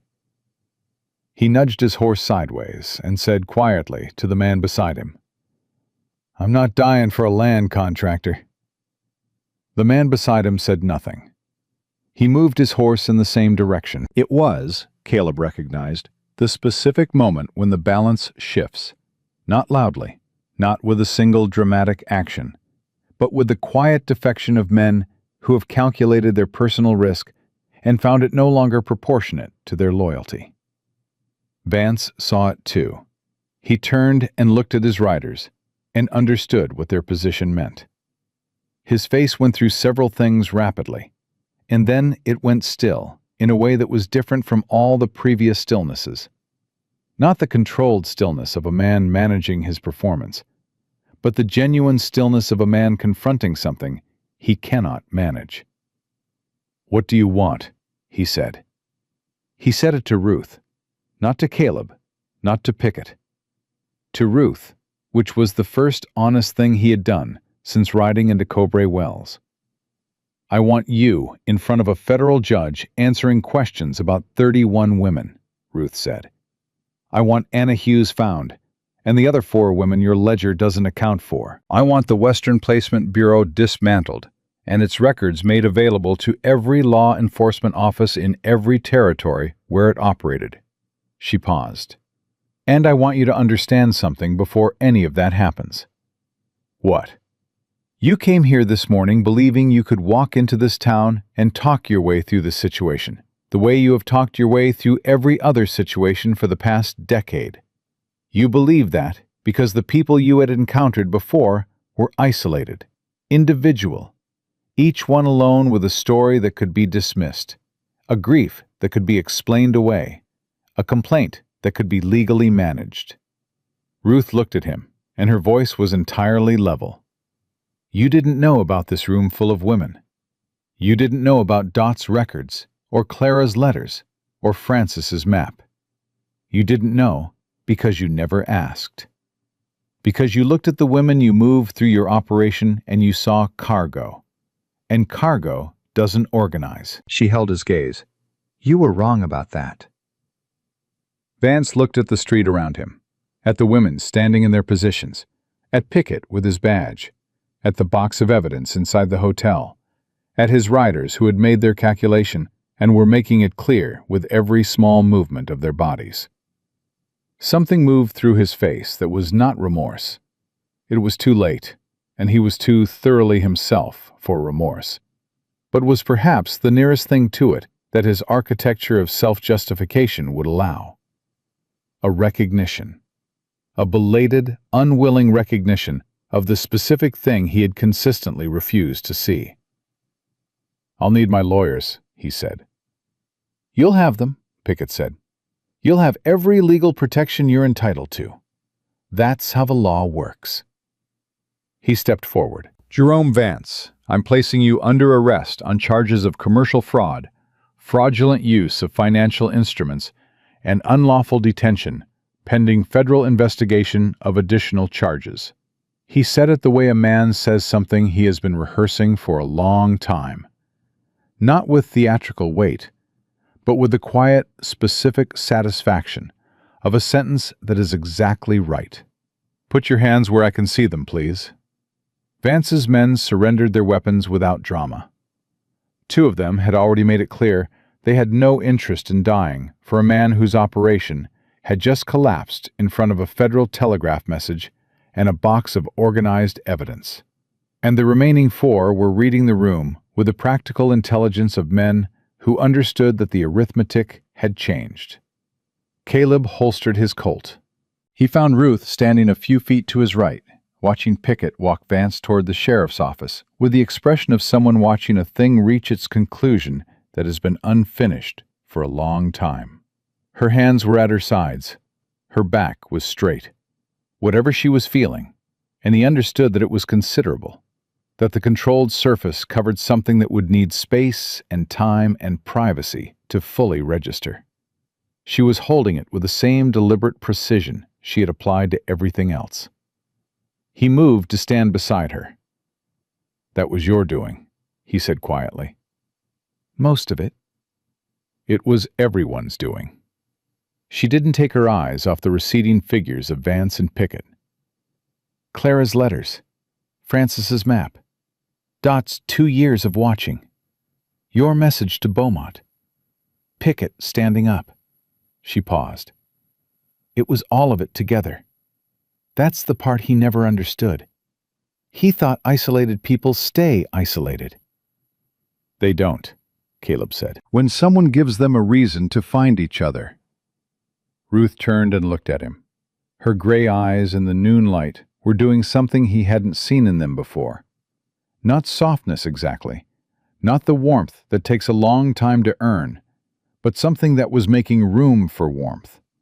Something that had decided, on the basis of evidence carefully gathered and carefully weighed, that the room was justified.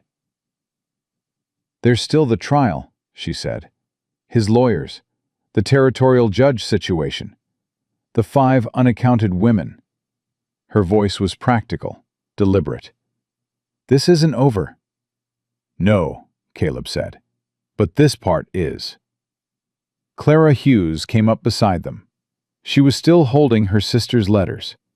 She looked at the sheriff's office door closing behind Vance, and she stood there for a moment, breathing in a way that suggested she had not been breathing completely for 11 years, and was only now remembering how. "Do you think she's alive?" Clara said. Not to either of them specifically, to the air between them. Ruth turned to her. "I think we have more information now than we did yesterday, and I think we are going to spend considerable time and energy acting on it." She met Clara's eyes. "I can't promise you what we'll find, but I can promise you we'll look." Clara nodded once, pressed the letters briefly against her chest. Then she turned and walked back down the street, with the particular walk of a woman who has been holding herself together for a long time, and is now holding herself together for a different reason. Not to prevent collapse, but to carry forward. Dot appeared at Caleb's shoulder, with the silence of a woman who had spent 20 years moving through spaces without drawing attention. "Beaumont's reply came while you were on the street," she said. "Billy wrote it out from the telegraph office 20 minutes ago." She held out a folded paper. "Federal marshals are already en route from Albuquerque. They'll be here by tomorrow morning." Caleb took the paper and read it and handed it to Ruth. Ruth read it and looked up. Something in her face shifted, not surprise, because she had sent the message believing it would work, and she was not a woman who disbelieved in her own judgment. But the particular feeling of a thing you calculated correctly and still find astonishing when it comes true. "He wants full testimony," she said. "All witnesses, all documents. He's issuing an emergency warrant for Vance's records in Santa Fe." "Santa Fe," Caleb said. "The main office. The records going back 10 years. Ruth looked at the paper again. "He wants everything." Dot made a sound that was not quite a laugh, and was not quite a breath, and was entirely satisfied. "Well," she said, "I suppose we'd better make sure the box is organized." Caleb looked at the main street of Cowboy Wells in the full afternoon sun, at the women returning to their ordinary positions, at the horses standing unmanned at the hitching posts, at the sheriff's office where Wade Pickett was doing his job for the first time in 7 years, at the hotel where a box of evidence sat with 31 names in it and 5 more waiting to be found. He looked at Ruth beside him, her bandaged wrists and her absolute precision, and the thing in her gray eyes that was making room for something it hadn't allowed before. "Come inside," she said to him quietly. "We have work to do." And they went inside together, and the work continued. And outside the sun crossed the meridian and began its slow descent, and the day moved forward the way days do when something in them has permanently changed. Not loudly, not all at once, but in the specific way of things that have finally been set right after a very long time of being wrong. The federal marshals rode into Cowboy Wells at dawn, 7 of them, led by a deputy marshal named Cross, who had the compact, unhurried manner of a man who had been doing this work long enough to have stopped being impressed by any particular variety of human wrongdoing. He shook Pickett's hand, reviewed the evidence box for 40 minutes without speaking, and then looked up at Ruth and said, "You organized this." "Yes," Ruth said. "You were one of the victims." "I was the first one willing to speak on the record. There are others." Cross looked at her for a moment with the specific assessment of a man deciding how much weight to assign a witness. Whatever he found in her gray eyes satisfied him. "I'll need your full testimony first," he said. "Then the documentary record. Then the additional witnesses." He paused. "Judge Beaumont arrives from Albuquerque in 4 days. He wants to hold preliminary hearings here before the case is transferred to federal court." "Here," Caleb said. "Here, in the Cowboy Wells courthouse." Cross looked at him.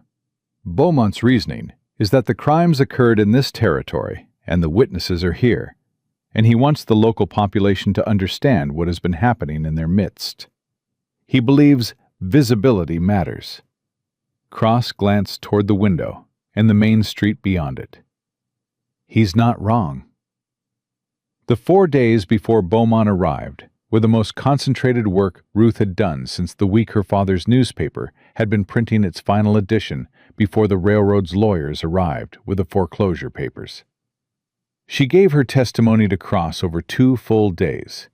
Not the summarized version, not the version calibrated to what a listener might find comfortable, but the complete and exact account, beginning with the advertisement in the Kansas City Register and ending with the moment she had stepped out the back door of the Cowboy Wells telegraph office with the confirmation that her message had sent. Cross wrote steadily and asked clarifying questions and did not flinch at any of it, which she appreciated more than she said. Clara Hughes gave her testimony on the 3rd day. She sat across from Cross with her sister's letters stacked in chronological order on the table between them, and she spoke for 3 hours without stopping. And when she was done, she looked smaller somehow, and also, in some way that was hard to articulate, lighter, as though the weight of 11 years of unanswered knowing had been transferred from her body to the record, where it belonged. Frances Dowd produced her hand-drawn map and talked Cross through it with the methodical precision of a woman who had been a seamstress for 20 years and understood the value of getting measurements exactly right. The other women from Dot's list added their pieces. A date here, a name there, a description of a man seen in a place he shouldn't have been, a document kept in a drawer because something had said, "Keep this, you may need this," even when no one could say why. Vance's lawyers arrived on the 2nd day from Santa Fe, 3 of them, well-dressed and professionally impassive, who attempted to establish immediately that their client's detention was unlawful and that all evidence collected had been improperly obtained.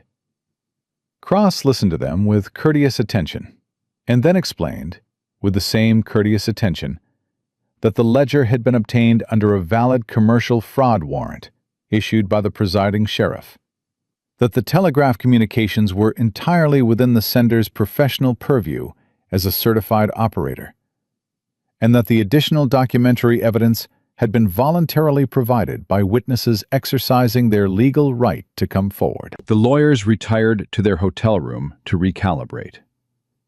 On the evening of the 3rd day, Caleb found Ruth sitting on the steps of the mineral house in the cooling air, her hands wrapped around a cup of tea that had gone cold, her eyes on the street with the look of someone whose mind is somewhere else entirely. He sat down beside her. Neither of them spoke for a while. My father would have known what to do with all of this, Ruth said finally. He would have written it the right way.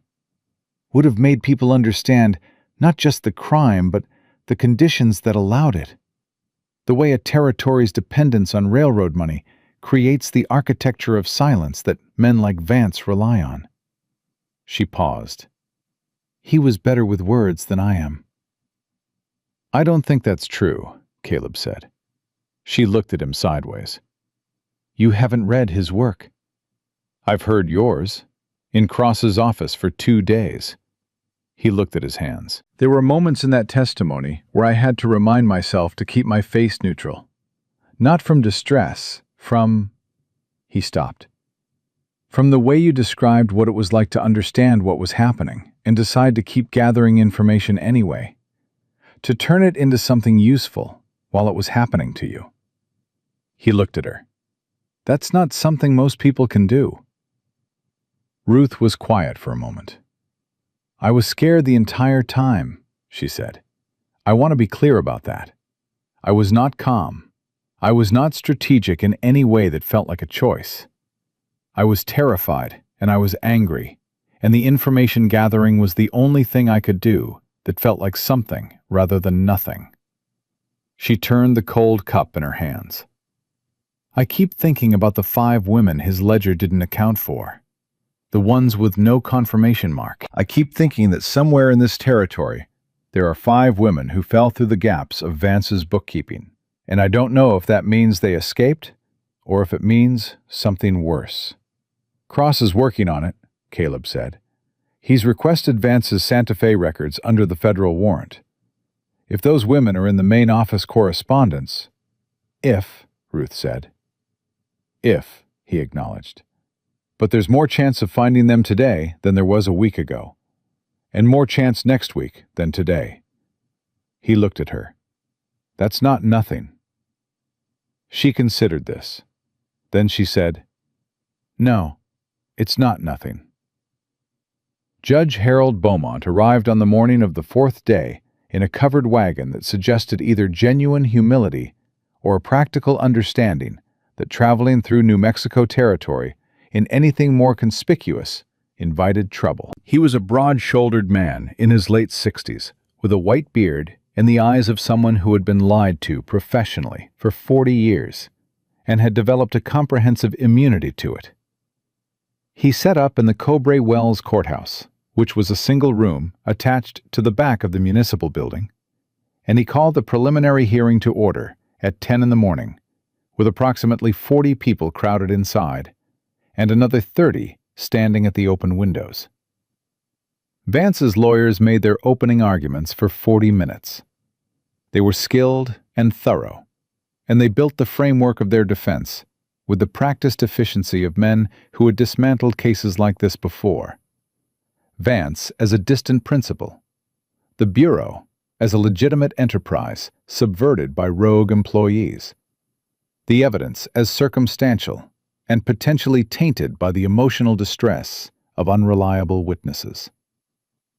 Then Beaumont looked at Ruth and said, Mrs. Marsh, you may proceed. Ruth stood up. She had dressed that morning in a clean, dark dress that Dot had found for her, and she had pinned her dark hair back, and she stood in the crowded courthouse with her bandaged wrists visible below her cuffs, and her gray eyes level, and her voice carrying to every corner of the room with the clarity of a woman who had spent years sending precise information down a wire, and understood that precision was not coldness, but was, in fact, the most powerful form of truth. She began with the advertisement. She described the language, the promises, the professional formatting that made it indistinguishable from any legitimate employment posting. She described the train journey, the depot at Albuquerque, the men with a card with her name on it. She described the wagon. She described the ropes. She described the note. She did not spare any of it, and she did not perform any of it. She delivered it the way she delivered everything, exactly as it was, without decoration and without diminishment, and the room received it in the particular silence that descends when a group of people is hearing a thing they have somehow always known and are only now being permitted to fully understand. Vance's lead lawyer stood up twice to object. Both times, Beaumont looked at him and said, "Overruled," with a patience that suggested he had a limited tolerance for interrupting a witness of this character. When Ruth finished, Clara Hughes stood up without being called.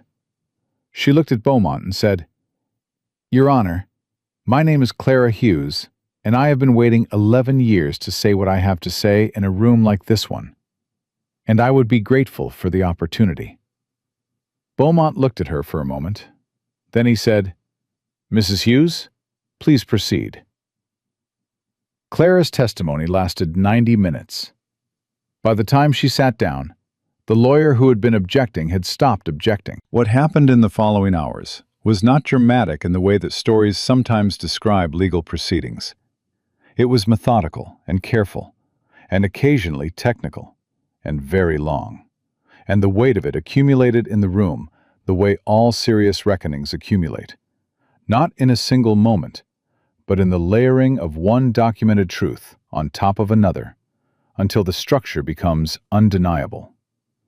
Francis's map, Dot's hotel records, the store ledger pages with their different handwriting, Cook's ledger with its 31 entries and its 5 missing confirmation marks. 3 women who stood up in sequence and gave accounts that corroborated each other across 11 years of separate experience with the same operation. Pickett testified last among the witnesses.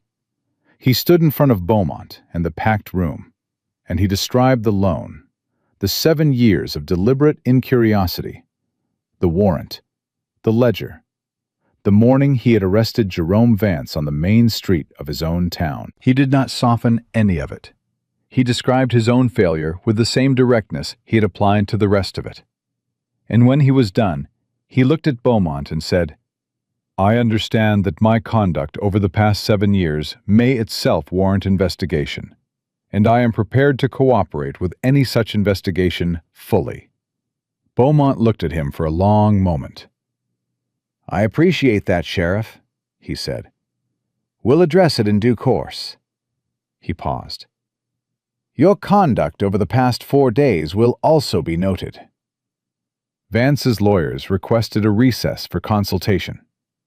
Beaumont granted 20 minutes. During those 20 minutes, Caleb stood in the back of the courthouse and watched Ruth across the room, where she was speaking quietly with Clara Hughes. He could not hear what they were saying. He watched Clara nod slowly, and watched something in her shoulders settle. Not collapse, not surrender, but the settling of a person who has finally been heard in the specific way she needed to be heard.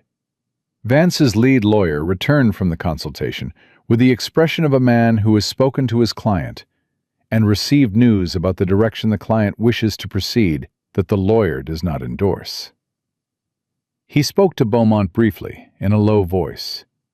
Beaumont's expression did not change. Then Beaumont straightened and addressed the room. "This court finds sufficient grounds for federal indictment on all counts presented," he said. "Jerome Vance will be transferred to federal custody and held pending trial in Albuquerque on charges of trafficking, kidnapping, conspiracy to commit fraud, fraudulent use of commercial instruments, and unlawful detention. His Santa Fe offices are hereby subject to a federal warrant for all records pertaining to the Western Placement Bureau's operations, dating to its founding." He looked at the room over his glasses. "I am also ordering a federal investigation into the 5 unaccounted cases identified in the operational ledger, to be conducted by Marshall Cross's office in conjunction with Western Union's legal department." He paused. "This is not a conclusion. It is a beginning. The work of finding these women continues, regardless of the outcome of any trial." Vance was led out through the side door by 2 of Cross's marshals. He passed within 10 feet of where Ruth was standing. He did not look at her. She watched him go with the expression of someone watching a thing reach the ending it was always going to reach.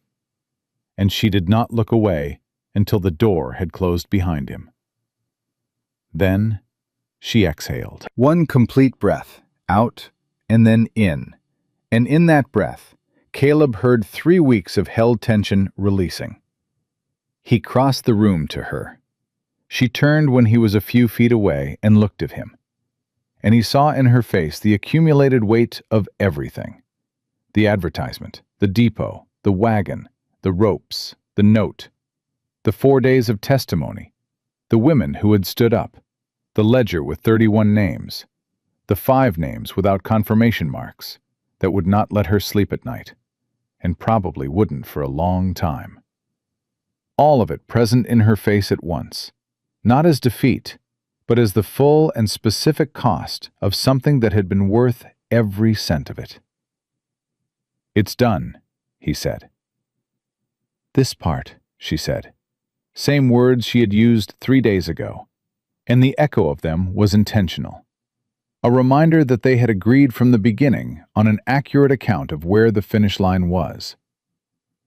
"This part," he agreed. She looked at him for a moment. Then she said, "I want to go home." And the word home, in her mouth, in that courthouse in Cowboy Wells, with the morning light coming through the open windows and the room still full of the people who had stood up.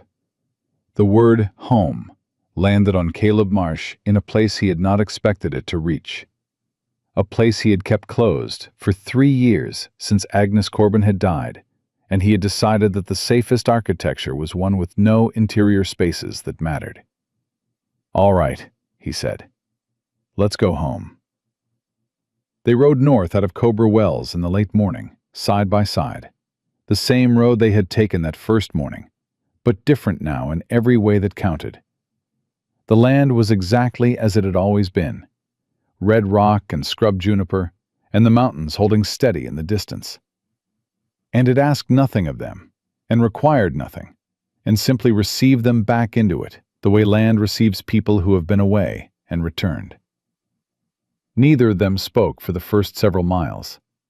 The silence between them had changed. It had been, in the beginning, the silence of 2 strangers with nothing established between them. Then it had become the silence of 2 people operating under pressure, with no space for anything that wasn't essential. Now it was something else.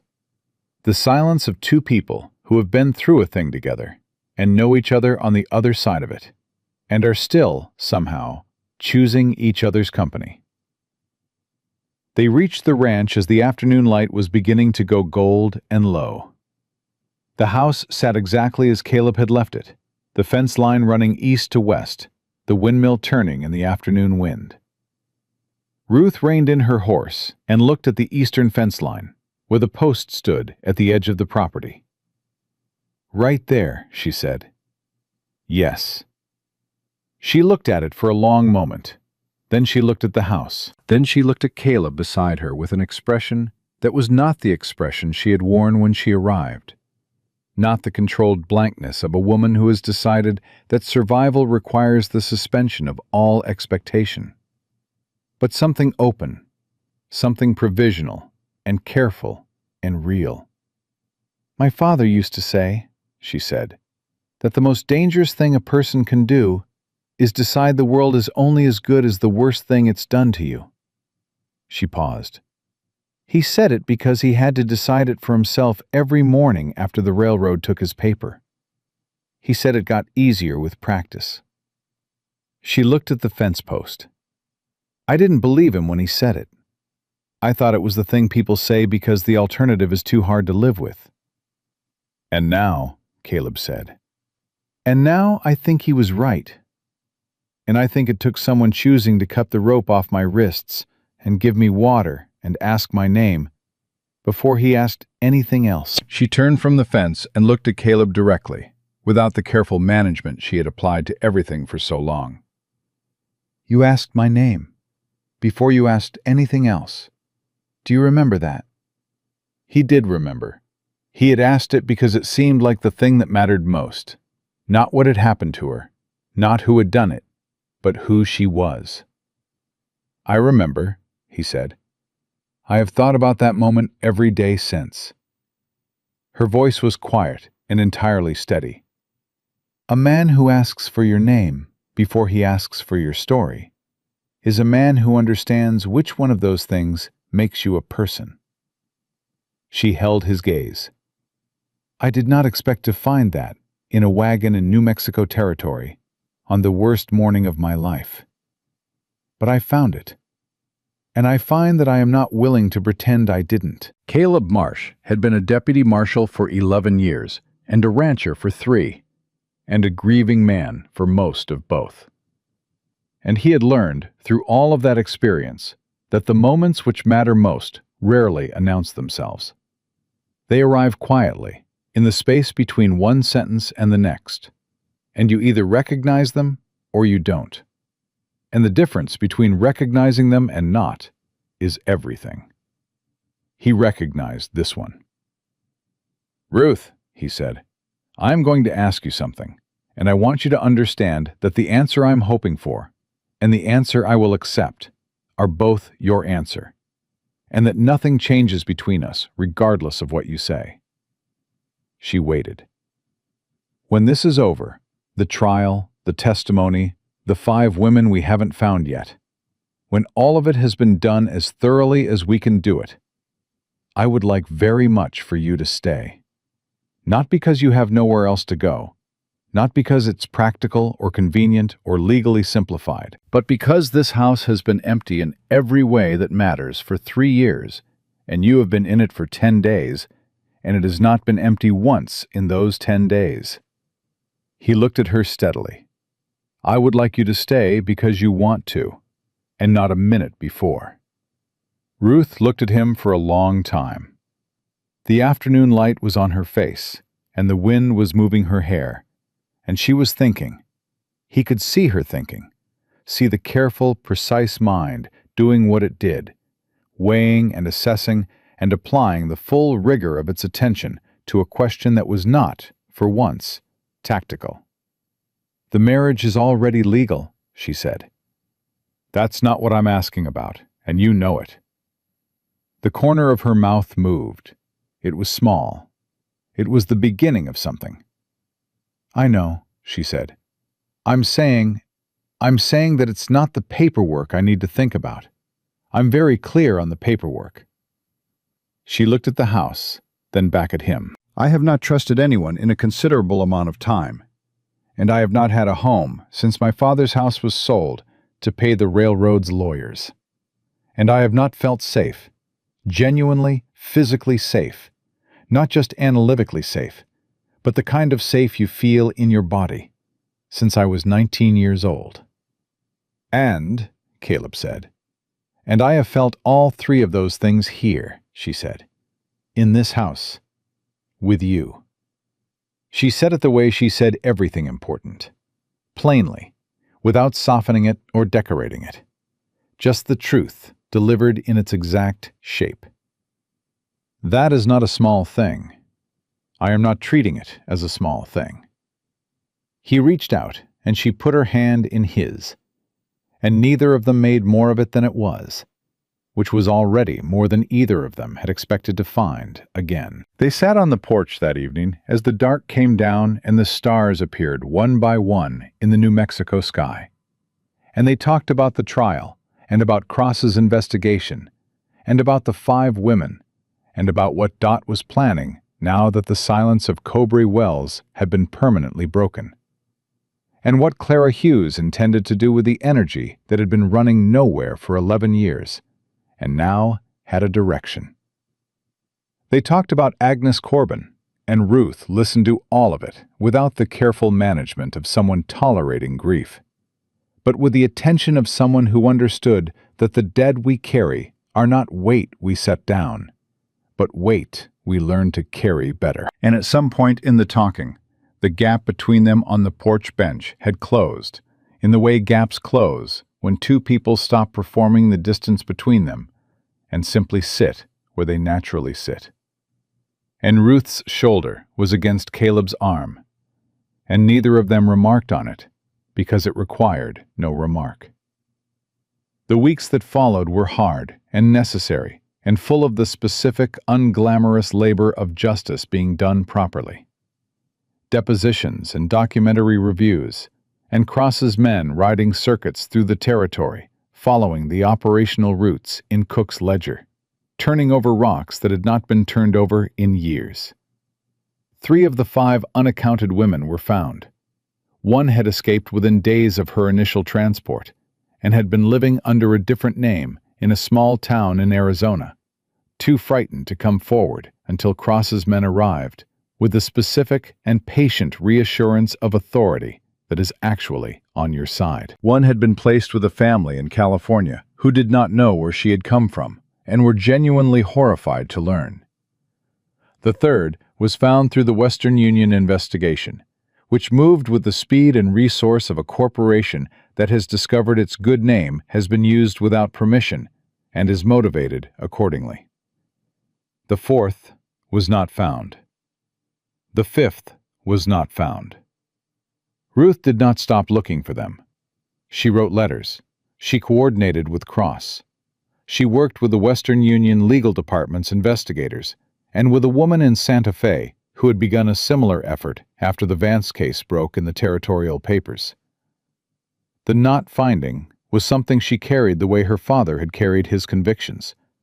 Not easily, not without weight, but with the settled determination of someone who has decided that the work matters, regardless of whether the work is ever fully complete. Jerome Vance was convicted in federal court in Albuquerque 4 months later on all primary counts. His lawyers achieved a partial reduction on 2 of the conspiracy charges through a procedural argument that Beaumont allowed over Ruth's written objection. Vance was sentenced to 14 years in federal prison. The Western Placement Bureau was dissolved by federal order, its assets seized, and its records transferred to the Marshal's office for ongoing investigation. Judge Alderman resigned his post before charges could be brought, which the territorial papers described as a retirement, and which everyone who had been in that courthouse in Cobry Wells understood as exactly what it was.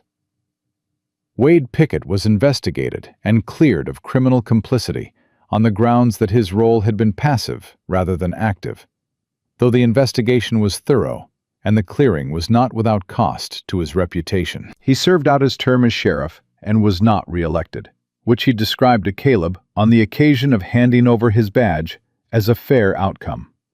"I did the job wrong for 7 years," he said. "Doing it right for 4 days at the end doesn't cancel the arithmetic. I know that."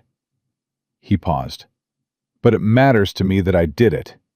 I need you to know that it matters to me." "It matters," Caleb said, "to more people than you know."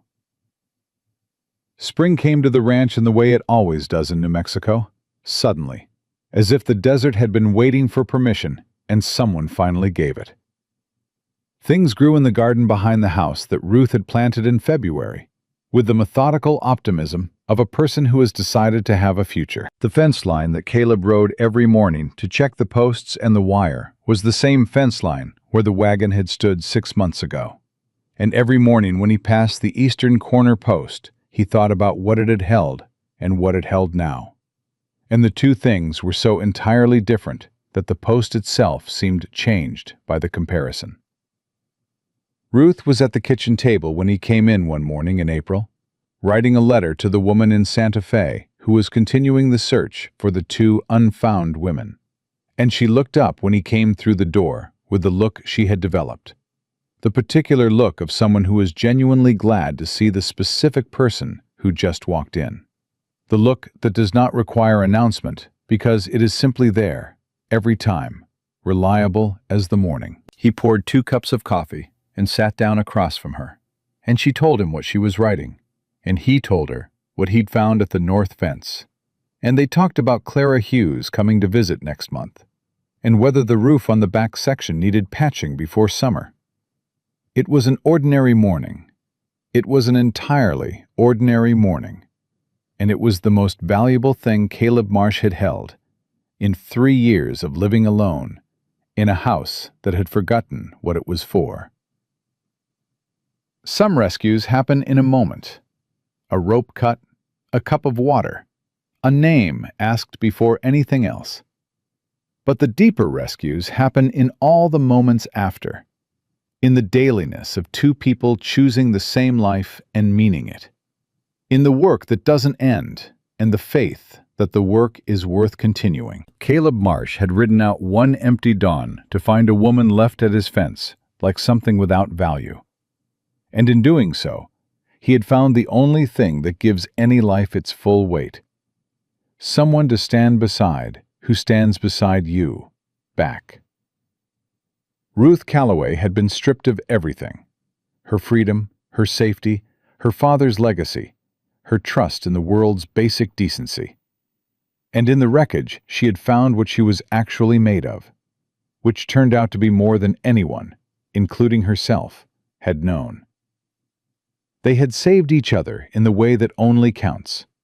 Not once, not in a single dramatic gesture, but every day, in every small and ordinary choice, to stay.